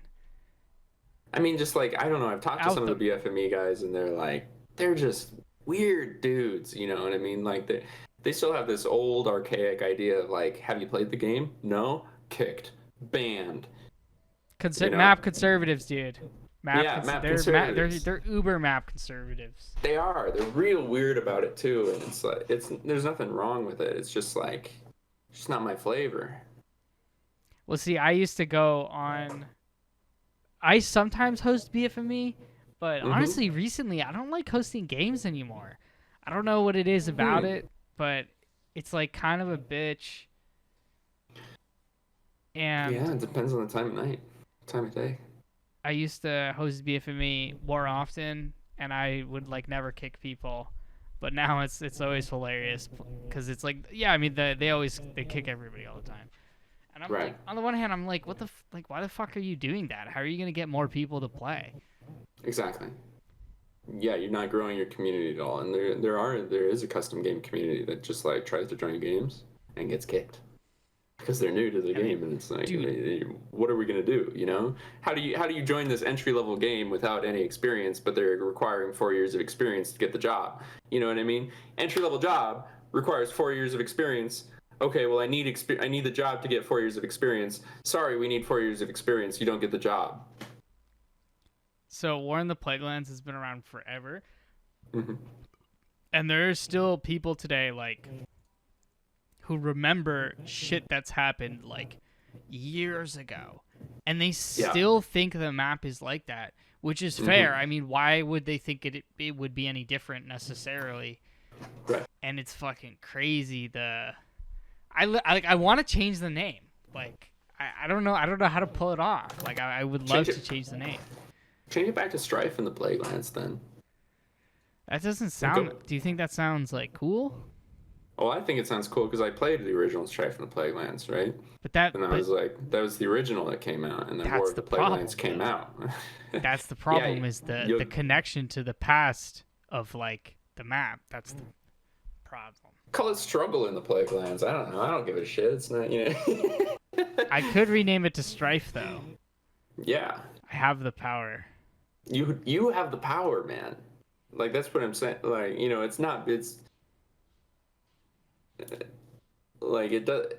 What am I trying to say? It doesn't affect me. You know what I mean? Like, just do what you want. Yeah, no, I'm just memeing. Like it won't hurt me. That's what I'm trying to say more. Like I won't cry about it. Just do whatever you want. You could call it. You could call it Battle for Azeroth or something like that. Some shit tier name.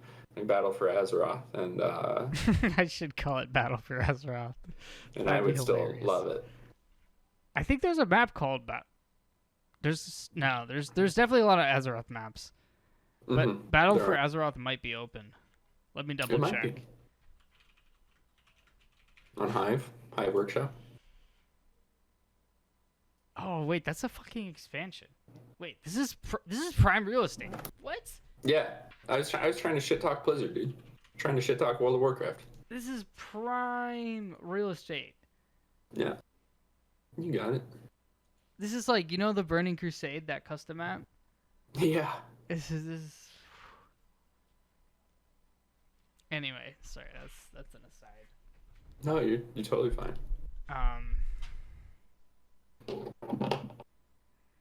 Cool. So you want to be a musician? Mm-hmm. If you weren't trying to be a musician, what would be like? What would you do if you could reset? If that's even a fair question, like just What for would I fun or do? whatever. Well, I'd be an actor otherwise. But that's kind of a cop-out answer. I'd probably be a psychologist. Sick. If I had to, if I was not going to do anything in the performing arts, I'd be a psychologist, I think, or a historian.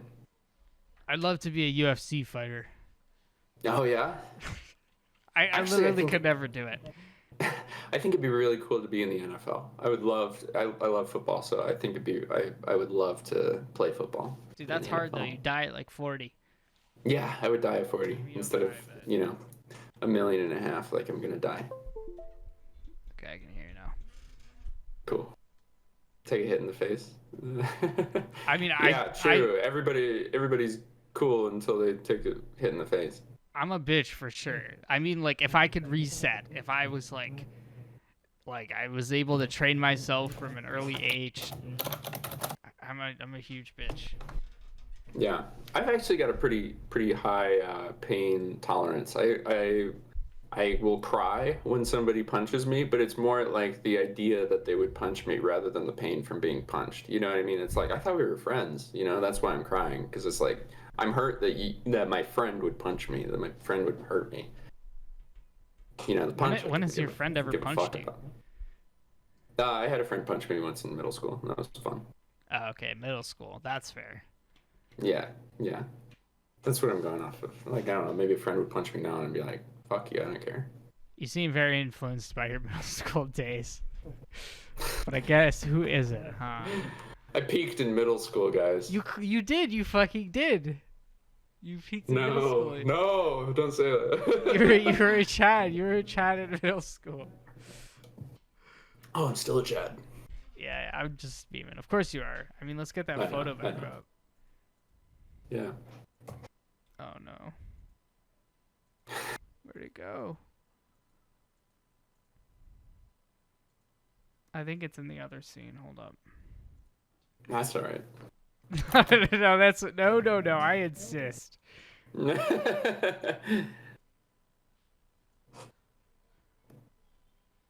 It's too big again.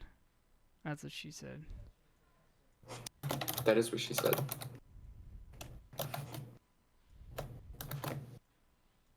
Who'd she say it to, though? You or me? Whatever you want, baby girl. I feel like we're never gonna get here doing it like this. One moment.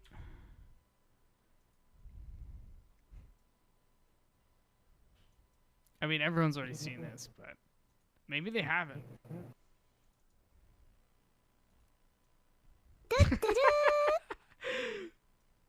Gets her every fucking time, dude.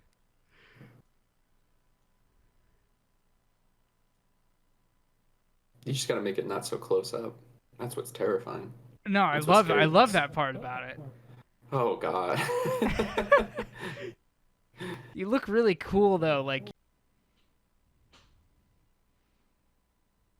And why?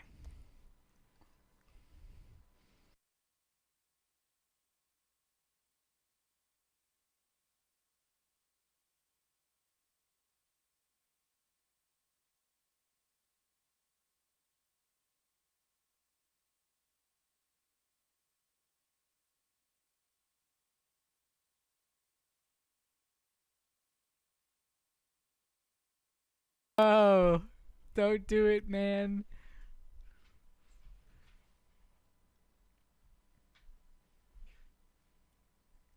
Don't kill Carson, dude.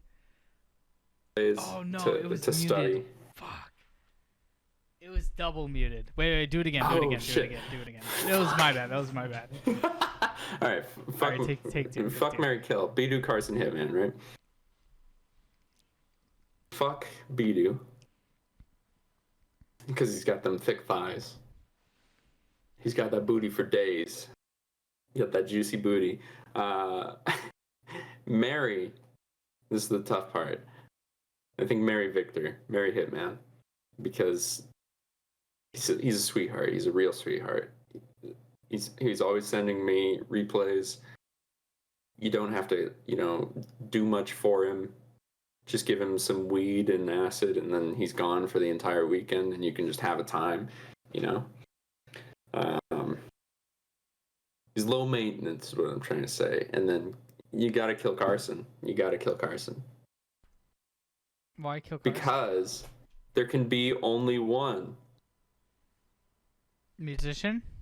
Oh, yeah, me. There can be. Wait, what? There can be only one Carson and only one musician. Warcraft 3 gamer. I feel like there's more than like two. Well, then I'll kill them too. I think this talent show really needs to happen. Talent death show.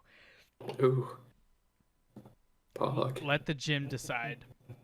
Yeah. I mean, we're getting there. I mean, with the push-up contest. I mean, we could really just ramp it up, McNugget eating contest. Yeah, Royal Uranus does 100 push-ups straight. Bidu eats 60 nuggets. Me and Carson play a song. I don't know. Oh boy.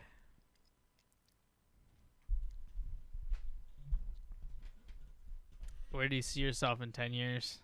Where do I see myself in 10 years? Dead. Probably in a ditch Dead somewhere. in 10 years? Yeah, in a ditch. Definitely in a ditch. Maybe in a garbage can. Not even like a big dumpster. How did you die? How will you die? Not like a big dumpster, you know what I mean? But like, just like a little garbage can. Like one of those garbage cans that you see on like SNL or Sesame Street. That's the one. Like Oscar the Grouch style garbage can. That's where I'm at in 10 years. Dead in one of those. Why? How did I die?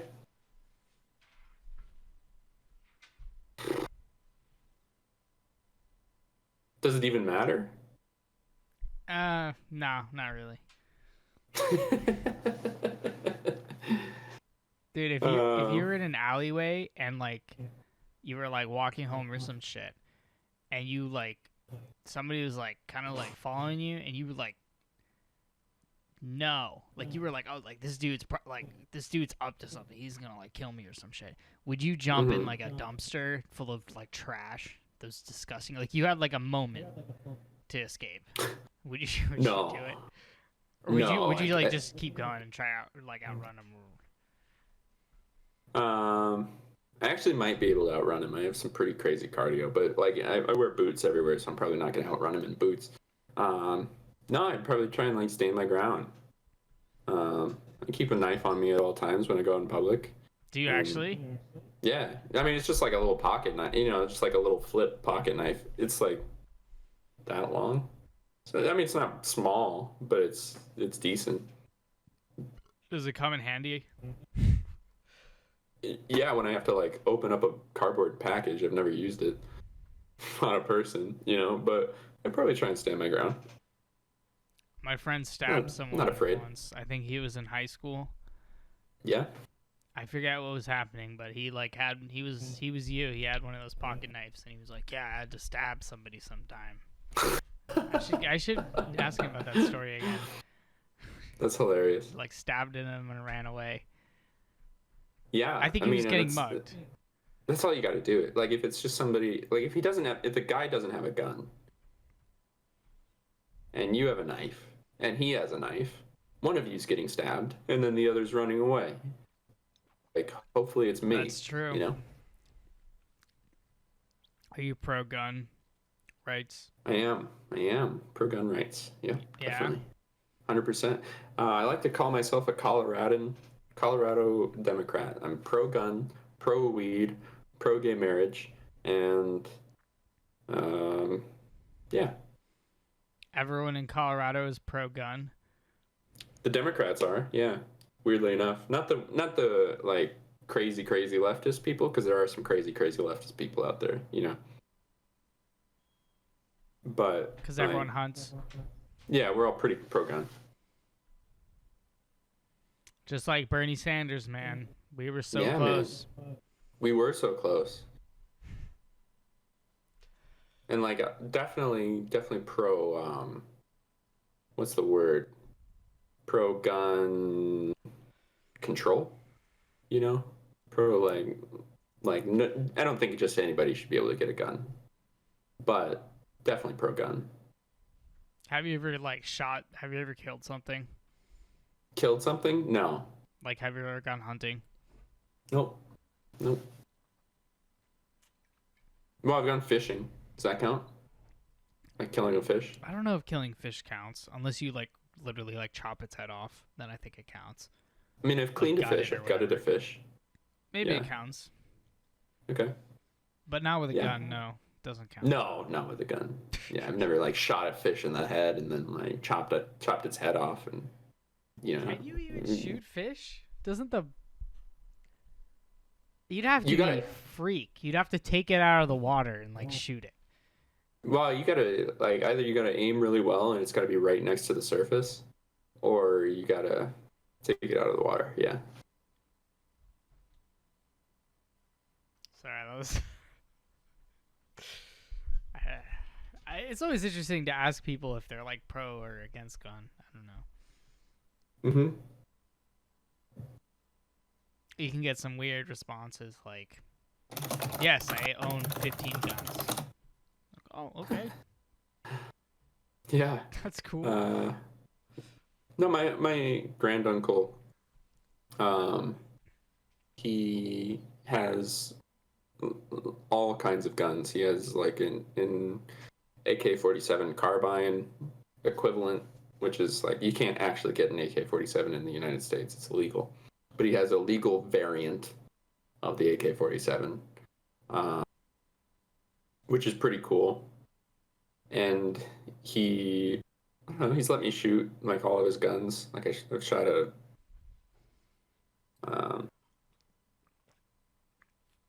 can't think of the name of it, but like a big revolver, you know. So I've had fun with guns. I don't think I'm the kind of person who would like to hunt. I can't really imagine myself physically harming things, just personally. But if forced into the 57 Magnum, sounds right. Yeah. And just having fun, you know. Just having fun with guns, having fun with guns. But I mean, he respects guns, and he taught me to respect guns, and you know, just have respect for it and respect for like what it can do, right? And don't use it irresponsibly. So people keep asking what's in your closet. Do you have any other weird shit in there? In my closet? Yeah, or like cool shit too. I was just being controversial.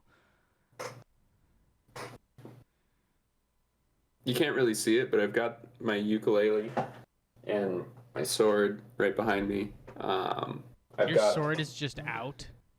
Yeah. Why? Oh god.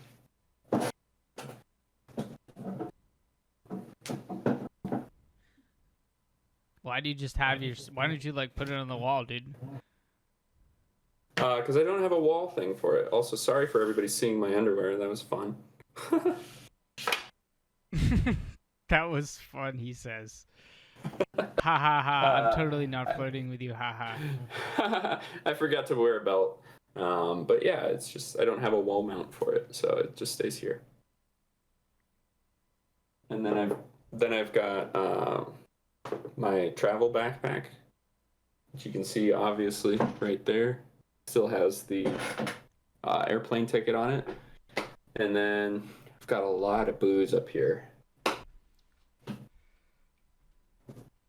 Then I've got some Warhammer figurines in there as well. That's where they stay. Oh, do you? Mm-hmm. Oh, we out here, bro. How many Warhammer figurines? Like what level here? I've got 6 armies of 2,000 points Damn, bro. or more. So I've spent like $2,000 on it. What? Yeah. That's like a fucking maniac. That's sick. Do you have like those hand painted ones or whatever? Yeah, they're all well, I don't paint mine, but they're all hand paintable. Oh, I see. Please talk about Warhammer. Talk about your current favorite army, Floss says. Floss, do you want Age of Sigmar, old fantasy, or do you want 40K, baby? Fantasy. Fantasy? Old fantasy? I played High Elves in old fantasy because they were basically very glass cannony, so the High Elves, they lined up with like a bunch of spears and they could fight with like almost every rank of their soldiers, but all their soldiers were like really low HP, really, for lack of a better word, and had almost no survivability except for their like main characters. The main characters just never died. And that's why I played Night Elf today, because archers are glass cannons and demon hunters never die. Fuck, so true, dude. Yeah. I hate demon hunters. Yeah, they're a pain in the ass, aren't they? I feel like keepers are worse, but that's just because I'm a noob. Yeah, I think Keeper's more straightforward, or maybe not more straightforward, but like Demon Hunter versus Orc. Orc can never take a fight unless you're up literally like 20 to 30 supply. Can never take a fight. Should never take a fight. You should be fighting your opponent's base rather than fighting your opponent. Keeper, you can actually fight, right? So that's why a lot of orcs. Nobody likes playing Night Elf as orc, but like that's why a lot of orcs prefer to fight Keeper, just because it's just more like, yes, you got to do different things in the early game and you got to be more on top of your opponent, but you can actually fight them. You know, you can actually go straight into them with your blade and sometimes win.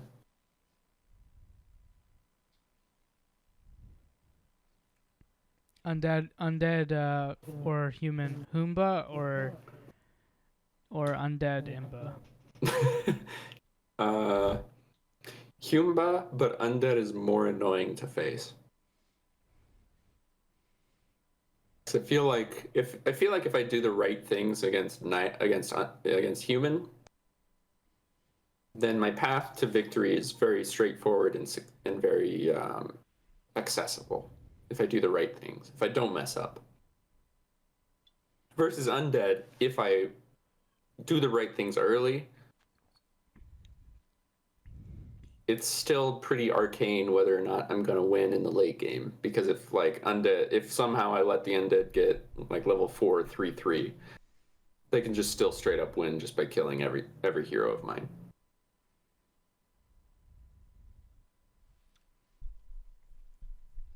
Word. Do you still want to do? Do you still want to do a music show? I feel like we're probably about time. When do you want to do it? It would be. I think it's like an hour and 45 minutes right now. So if you want to just like jam out or whatever for the last bit, and then we'll do trivia.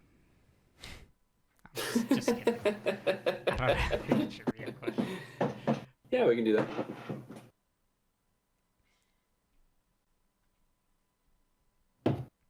Cool, let's do it. All right, guys. So what are you gonna play? I'm gonna play an acoustic guitar. We play. I think we agreed to 3 songs, right? Something like that. I mean, do your thing. This can be for fun. I gotta scoot back though, so I gotta take off the headset. Yeah, no problem.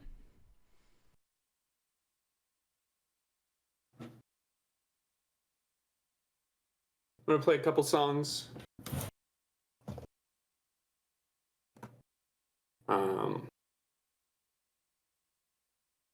one is... Two of them are kind of love songs in a way, I guess. The first one's very kind of straightforward. It's more of a love song. The funny story behind it, and there is kind of a funny story, is that I wrote this song for an ex of mine right after having sex with my, at the time, current girlfriend. And then she was like, "Oh my God, you wrote that about your ex, didn't you?" And I was like, "No, I wrote that about about you, baby. It's all right. It's all right." It's kind of scummy on me, I guess, but you know, it happens.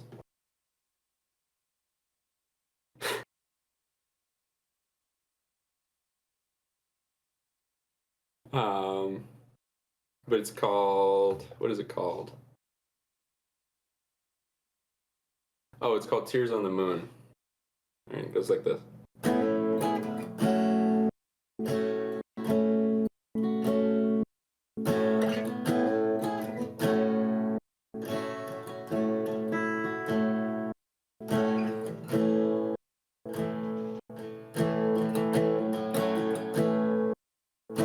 The sun's in the sky, and I don't know why. I want the moon and the stars, and I want her smile back. A smile like starlight, and a kiss like moonshine.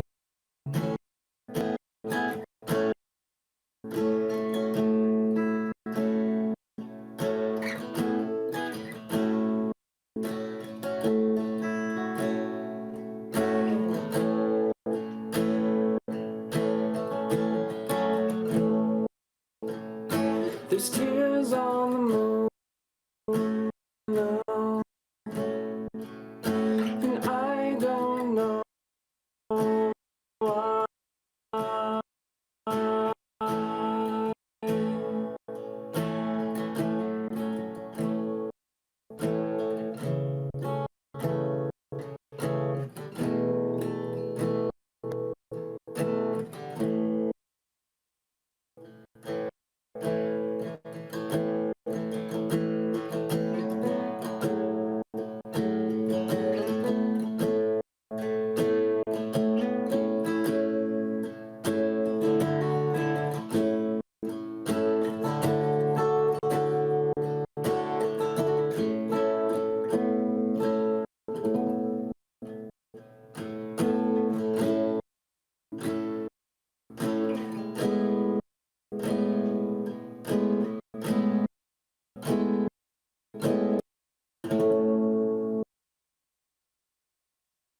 That was pretty good, dude. That was, holy shit, that was sick. Thanks. I can kind of hear you. I'll put the thing over here, right? How did she figure out that it was about your ex and not her? Because it was a really sad song, and it's like, why would I be sad right after we had sex? And it's like, oh, because Oh, I see, yeah. because I wanted to be with her, not with you.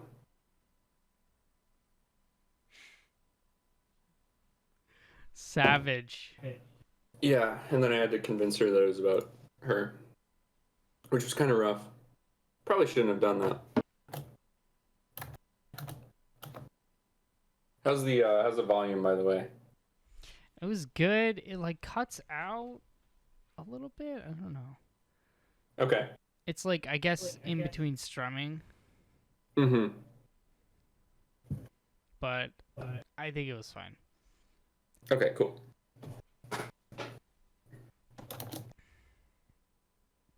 What's song number 2? All right, song number 2 is it's called Gathering Storm. And it's a song I've never been cheated on personally, but it's a song about the idea of being cheated on and the idea of kind of everybody knowing what's going on, but not knowing how to like broach the topic and not knowing how to handle it. All right.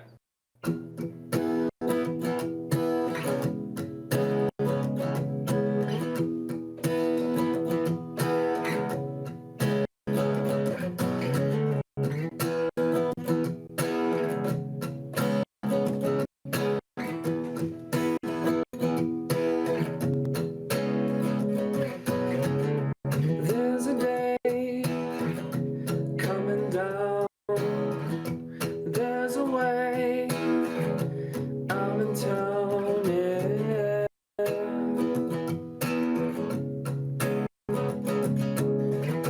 There's a storm gathering round. I don't know what's going down, yeah.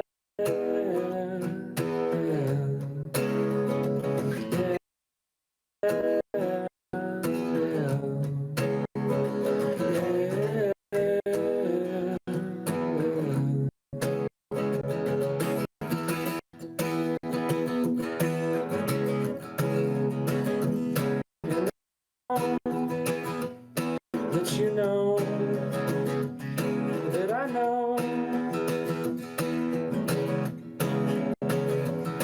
and you know that I know that you know, yeah, yeah.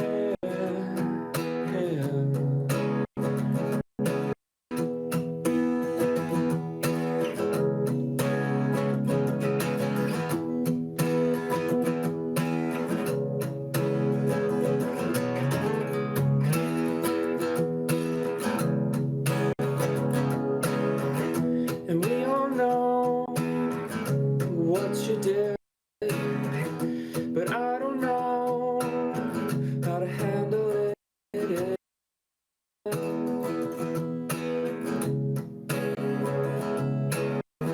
And there's a day that I feel down, and there's a way for me to drown, yeah.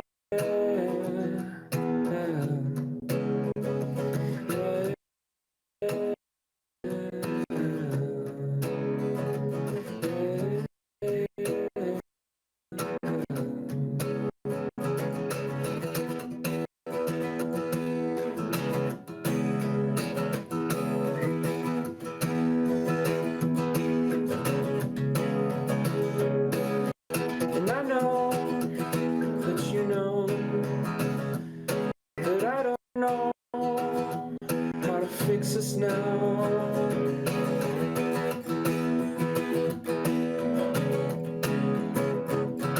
And you know that I know that you don't want me to fix it now. Yeah, yeah,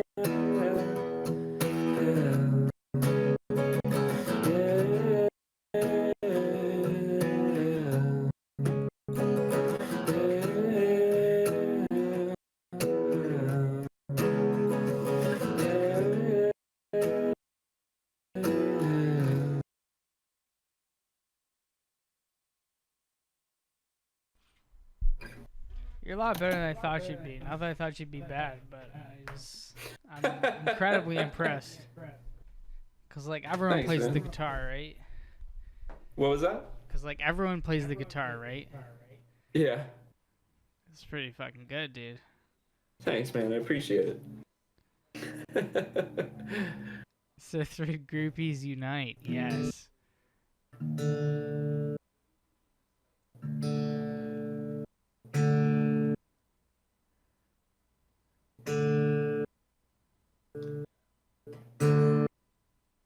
All right.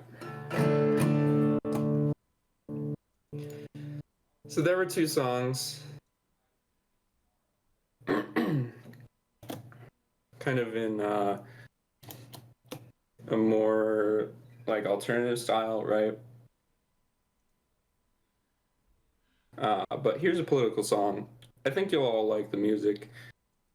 question is whether or not you'll like the lyrics, like the content of the song. But that's all right. Drink some more water real quick. Stay hydrated. Hydrate or dehydrate. Yes, sir. Especially when you've been drinking like a little bit of alcohol. All right, I gotta back up for this one so that I don't like peek out. All right. This one's about America. It's not actually about like any specific politics because I kind of hate every political party. So it's kind of about hating every political party, but it might sound pretty on the nose and like it's targeted at one. So if the shoe fits, wear it.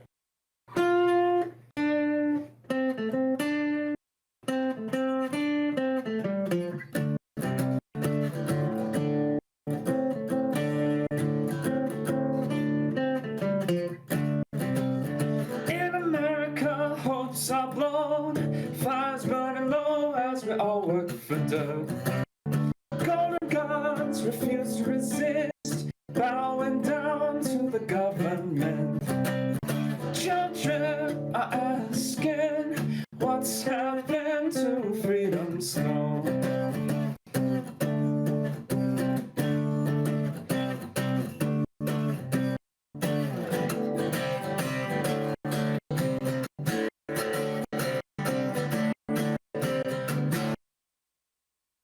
Our senator's sons, they're raping our culture and all for fun. They got us playing Russian with a loaded gun,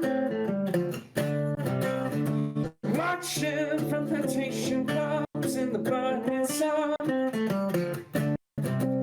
screaming greed into the TV screen as the whole world burns.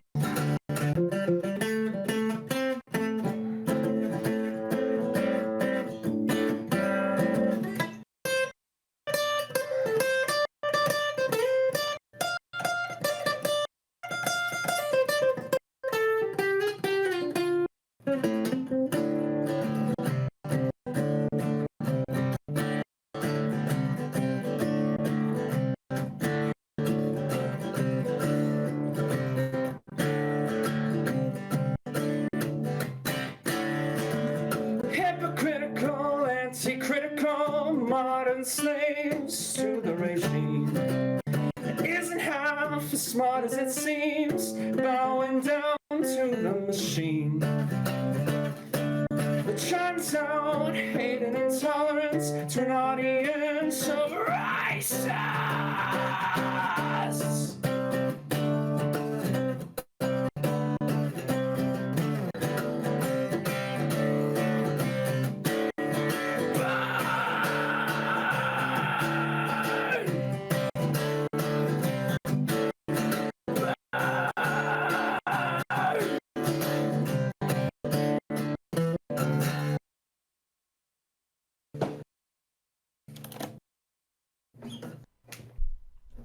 I totally understand the bluegrass metal thing now.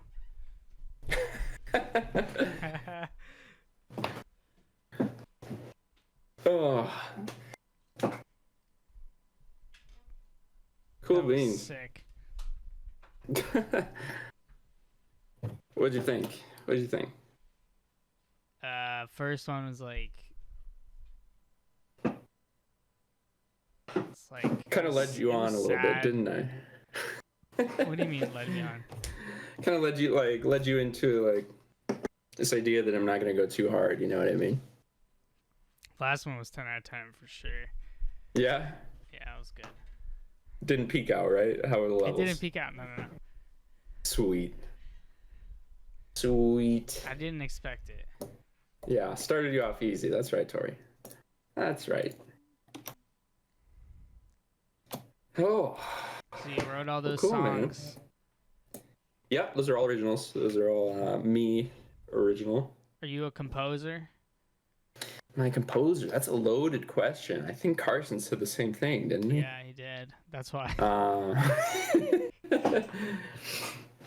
Being a composer is different, I think, than what I am. Like, being a composer, you sit down and you really think out things. You really you take it and you almost write it without music, right?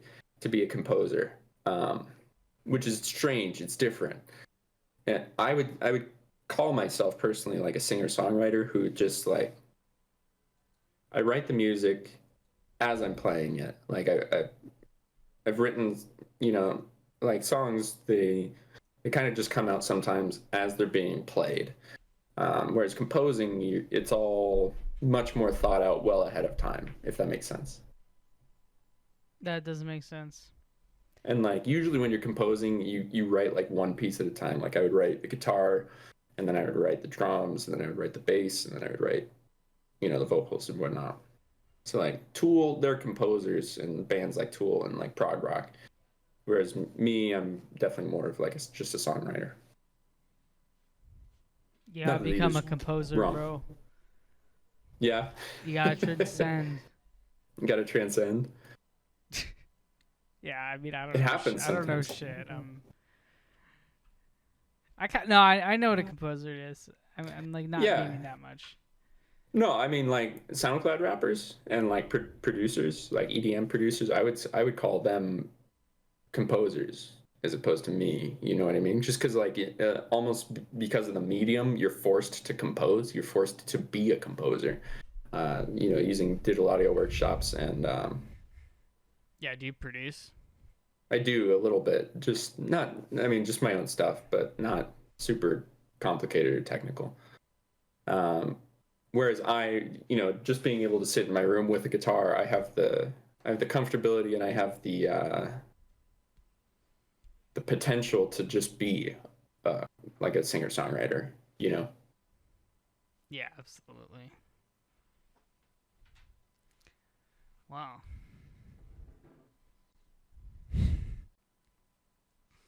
Fuck yeah, dude. Fuck yeah. I'm gonna have to push this talent show agenda. Let's do it.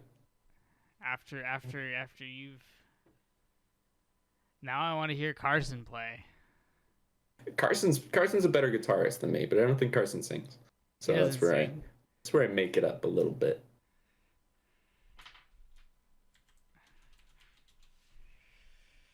Oh man. All right, what else do you want to talk about?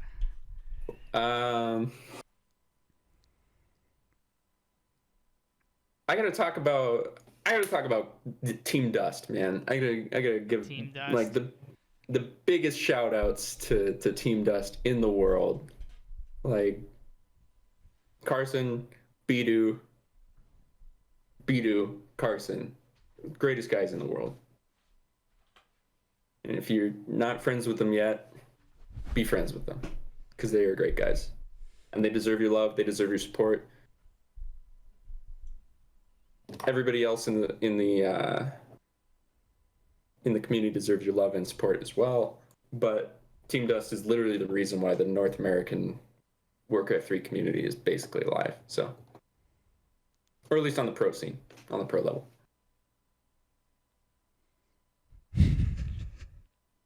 That was a beautiful speech. I'm not laughing at you. I'm laughing at a comment in chat that I'm not going to say out loud. Oh, you're fine. No, I agree. I read it. Dust is mad chill. Yeah, I love coming into the chats, the voice chat at 5 a.m. And just hanging out. Yeah, it's a lot of fun. With you in there. Tori, we love you too. And we're glad that you're joining us 3 weeks in, 4 weeks in, or something like that. Tori has Bidu immunity. Since I know Bidu's not watching. Yeah, Tori does. Tori has Bidu the Bidu pass card. I'm just beaming. Anything else you want to talk about, man? Nah, I think I hit everything. Cool beans. Any questions from the chat? Yeah, chat questions. I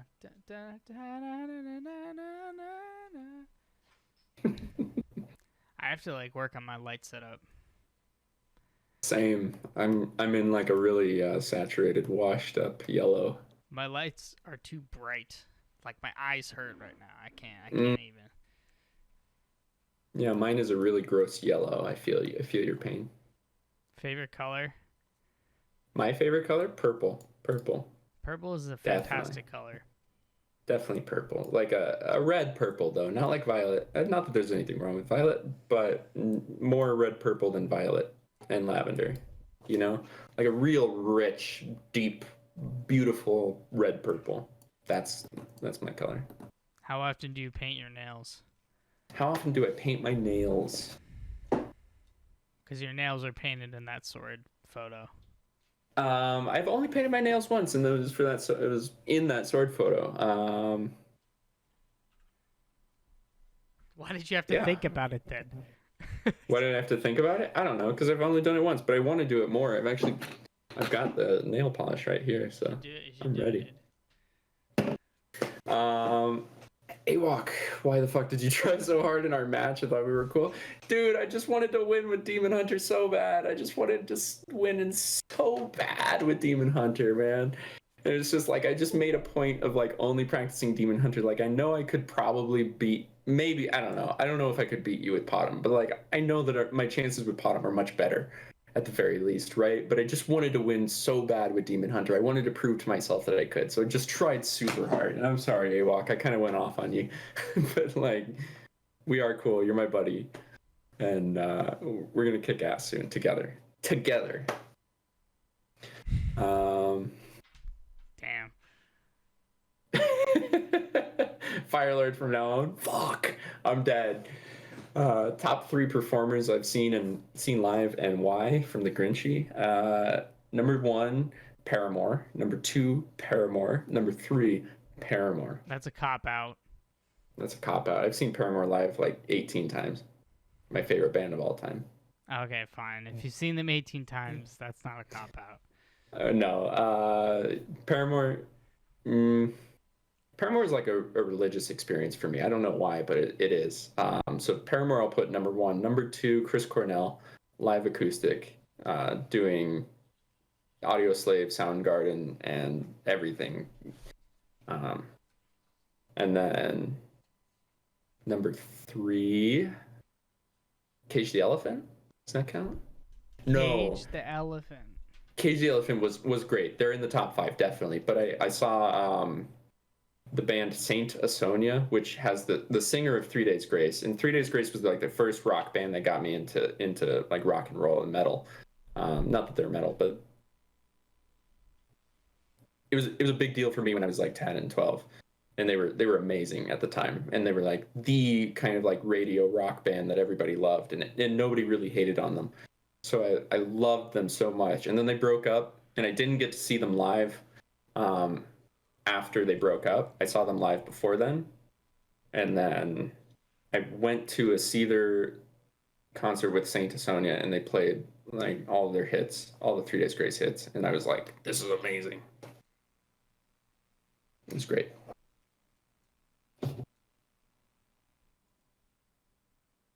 First gig? First gig? I think I was 13. Played a Green Day song live as like a little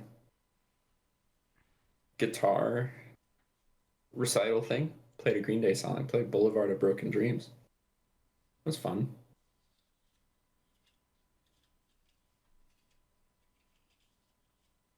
It was alright. Boulevard of Broken Dreams is a good song. It is a good song. I don't really... Oh, the first artist band I ever went to see live. It was One Republic. My father took me to a One Republic concert because they're from Colorado. My dad knows the guitarist of One Republic, so he got me like signed merch stuff, and that was really cool. Unfortunately, we sat like way up in one of the weird weird seats in this amphitheater, and the sound quality was terrible. Like, it was just all bass, and you could only hear bass. But I actually love One Republic for that, and because they're Colorado guys, and they're really cool. First metal band that I ever saw live was Arch Enemy, which is like, that's a death metal band. That's like a heavy metal band, with a female screamer singer lead, and that was sick. My brother took me to that, and that was a really cool concert. And he left me to go mosh, and he came back from the mosh with like bruises. And I was like, Jesus Christ. And we left that concert, and he's like, I'm fucking sore, man. And I'm like, what the hell? I was like 14. And then a week later, I went to a Rockstar energy drink, like, Uproar festival that had From the Bottom Up. So it had Seven Dust, Bullet for My Valentine, Seether, 3 Days Grace, and then Avenged Sevenfold, which, like, for the time, all those bands were like top 10 of the scene at the time. You know what I mean? So it was like the most kick-ass concert I've ever been to. And like, in the middle of that concert, at the very end for Avenged Sevenfold, and first of all, it was an amazing concert, but at the end of the concert, Avenged Sevenfold's like, let's get a fucking mosh pit up in here. Yeah, Dallas had a better mosh pit than we've ever seen. And that, like, really riled up the crowd. So the crowd just, like, there were like 3 mosh pits that opened up in the entire crowd, and these were like 200-300 person mosh pits. These were massive things. These were massive circles. And my friend, like, one of the mosh pits, like, literally opened up with us in the center. Like, we were the eye of the storm around me and my best friend. And he gets knocked down by some guy who's high on acid. And the guy who's high on acid just, like, punches him in the stomach, and then, like, gets thrown off of my friend. And just, my friend gets picked the fuck up. And then we just, like, keep moshing. And, like, it was a great time. My friend thought he was going to die. And that was amazing. It was great. Kick ass. I can't even imagine a 200-person mosh. Oh, it was nuts, dude. Worst mosh pit I've ever been in, worst and best, was a mosh pit in Nebraska, which was the Seether St. Asonia show that I was talking about. And then it was the only people in the mosh pits were like 6'5", corn-fed, 250 pounds Nebraska boys. And, like, I'm moshing with them, and I go to, like, push one, or, like, you know, throw elbows into one of those guys, and he just, like, doesn't even know that I'm there, and then I get thrown back just from hitting him, because I'm 5'10", and I weigh like 130, and I'm just like, Jesus Christ. And I just stumble out of the mosh pit, terrified of dying, terrified of getting crushed by 260 pounds guys. I really don't fuck with mosh pits. Personal thing. That's fair. They're pretty fun. This personal Corn fed? That's fair. I get it. I think they're cool. They're scary sometimes. Yeah, they're scary to me, man. Sometimes you get the wrong people in there, and they're all assholes, and they're all trying to, like, actually beat you up. But then, like, 95% of the time, I would say they're all nice guys. And, like, if you go down, you get picked up before you even hit the floor. You know what I mean? Like, nobody lets you even hit the floor. And if women join, like, women get moshed with too. And then they, you know, shouldn't expect any like preferential treatment as a woman. But if you are picking on a woman just because she's in the mosh pit, you're going to get your ass fucking beat. So I enjoy them. They're amazing. You would not die in a mosh pit, Tori. You would be looked after. Don't worry. You'd be well taken care of. By who? That's the question.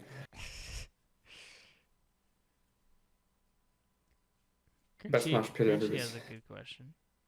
Favorite setting in order to spark creativity and create new music. A drink of choice, background, and people around you. Um, I don't drink when I'm writing music. I don't smoke either. I've never smoked pot. So I don't like to. I don't like to write pot. No, I've never smoked pot. I don't like. You're not cool, dude. I know. I don't like to write under like performance, not performance, but like I don't like to write under a different consciousness. I my first experience was after I had a surgery on my back for scoliosis, and I was on like 3 pills of Vicodin every 4 hours, and I was just high off my rocker the entire time, and it was fine while I was in surgery, and I was writing so many lyrics and so many like poems during that time when I was just like high off my ass. And then after I got off the Vicodin, because I was no longer in pain, I looked back and I looked at all the lyrics and I was like, these are the shittiest things I've ever written in my entire life, and I never even want to be associated with these, and like I never even want to just consider allowing these out into the real world. After that, I've never written under like any influences. You said your favorite setting, not your least favorite setting. Can you even fucking read? You didn't want to hear about your sob story. I'm just trolling you. I was just explaining why I don't like drugs, man. Come on, man. Favorite setting in order to spark creativity and create new music. In the bathroom, shower's running, fan is running. I have my guitar. I'm depressed out of my mind. I'm considering suicide, and I'm just thinking about a girl. Done. There's some emotion. Yeah, and I've written songs like that, like 20 songs like that. 5 of them are good. Why haven't you smoked weed? It's been legal for like a decade. Is it actually like a reverse cool psychology thing? Like, yeah, dude, I've never smoked weed. Or are you allergic to it, or what? Well, Colorado was like the first to legalize it officially. Like Colorado and Washington legalized it the same year, but Colorado, I think like our vote came in first or something like that. So we always have that thing of like, we're the first, yeah. But with weed, it was always like, I had friends who got really addicted to weed, and people always say like it's non-habit forming, it's non-addictive, but it's definitely habit forming. Like there's always people. I've worked with people and I have friends who are like, man, I just can't wait to get home and smoke some pot and get really stoned. You know what I mean? And those people, like, I feel like weed becomes their personality and marijuana becomes their personality. Not that I'm against it. I'm definitely pro like legalization. But it's just not for me. I've never just been somebody who wants to like be outside of my own mind and outside of my own consciousness. Personally. Have you ever done crack? Yes. Why have you smoked a lot of crack? Weed? Smoked a lot of crack in my life. So I felt like crack, you know, you just go straight to crack, you know. It's more respectable if you just go straight to crack, you know. No stopping at the pussy shit. Do you smoke cigarettes? Well, okay, all right, fine. I respect that then. If you don't smoke cigarettes and you don't smoke weed, then that's fair. No if caffeine you said either. Yes, I was gonna roast the shit out of you. I was gonna say, that tobacco is a more statistically linked gateway drug. Yeah, and literally worse for you too, for your body. So no cigarettes either. I will have like a drink of alcohol, but I don't know. The difference with alcohol and weed is like you can have a glass of wine and a full meal and not feel anything. You can't have a full meal and like a whole doobie or a whole joint and not feel anything. You know what I mean? Like the whole point of weed is to get high, whereas the whole point of, or half the point of drinking is to like enjoy the drink that you're drinking. That makes sense. Yeah. There's no taste in weed really. Yeah, exactly. It So often hurts. yeah, if I can enjoy a glass of wine, I'll enjoy a glass of wine. You know, and I'll be like, oh, this tastes really nice. I like this. And finally got somebody who likes poetry. I love poetry, dude. I write poetry all the time. Nice. Trying to write a sonnet, like a Shakespearean sonnet. It's not working out, but I'm trying. I'll read it when you're done. Cool, thanks. I'll read it. I'll do a Appreciate reading on stream. Oh yeah? On YouTube. I'll do a reading on not even on stream. Hell yeah. Opinion on the statement, creativity runs out eventually. I think there's an agreement there. There's something to that idea of creativity running out eventually. BMR, you look really tired, man. I can't do this light anymore. Oh, fair enough. Creativity does run out eventually, especially if you're staying stagnant. Like if I'm in a place where the only heartbreak that I ever felt was 5 years ago, or 6 years ago, or 10 years ago, I'm going to eventually write myself out of that, right? I'm going to write myself out of that depression in regards to that heartbreak, hopefully. But in the meantime, if somebody keeps like picking at me, picking at the wounds, picking at the scabs, somebody keeps breaking my heart, then I'll never run out of creativity. But like you get a lot of artists who they're into coke or they're into meth or they're into alcohol really bad, or you know whatever it is that they're into, or they get their heart broken 100 times, and then they get really famous and they fall in love with somebody and life is great, and you know they get off of drugs and they get off of alcohol, and then life is perfect, and it's like, cool, you know, what do I have to write about? Nothing. But some people, like that's half of the people that do all that. They write about nothing, and then the other half writes about politics. And politics, there's an endless world to write about. So like yes and no, creativity runs out eventually.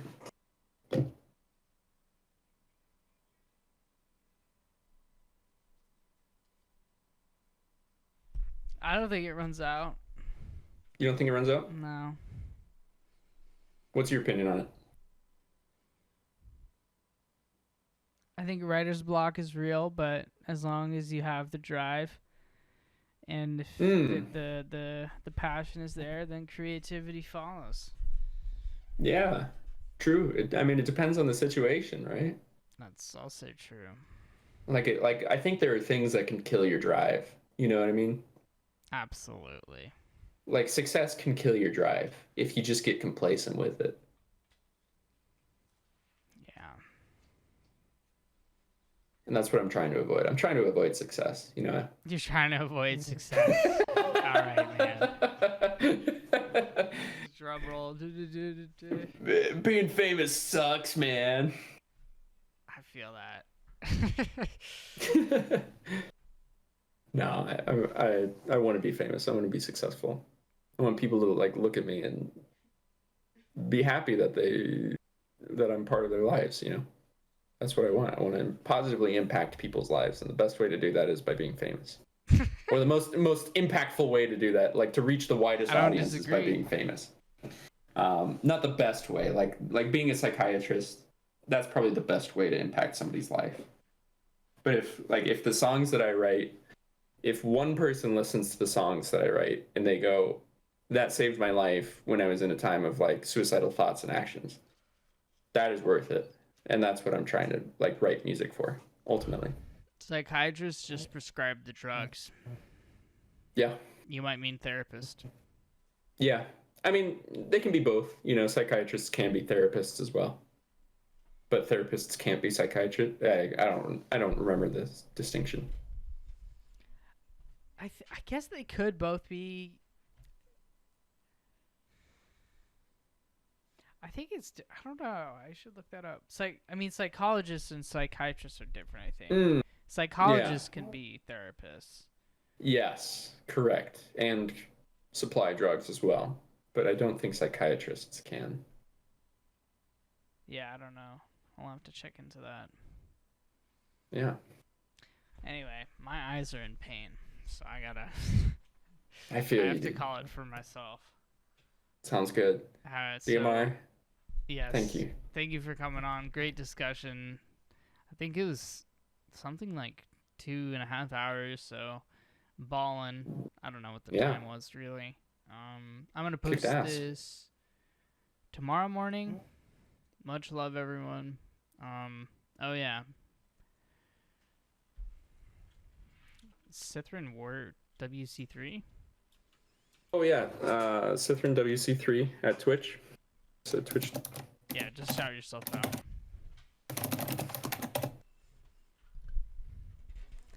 Stream sometimes. I stream sometimes. I'm trying to stream more. I'm always trying to stream more, but it never happens. It's alright. It can be hard. Yeah, so I gotta force myself to do it. You don't have to stream with a cam. That's like step number 1. Yeah. I do like to stream with the cam, but I don't know, it depends on the minute. Like I get really angry and I'd rather just mute my mic sometimes and just like walk away rather than sit there in front of the cam. Exactly. And just be like, fuck. You can do that. Yeah. But thank you to chat. Thanks Cuberte for staying up with us, man. True. It's probably late as fuck there. Yeah. Yeah, I gotta go rest too. I'm gonna have to finish the patch in a little bit. Oof. I feel you, man. Self-care, you know. Thank you for your time. Happy birthday, dude. Yo, much love, dude. Much love. All right, I'm gonna get out of the call. Farewell.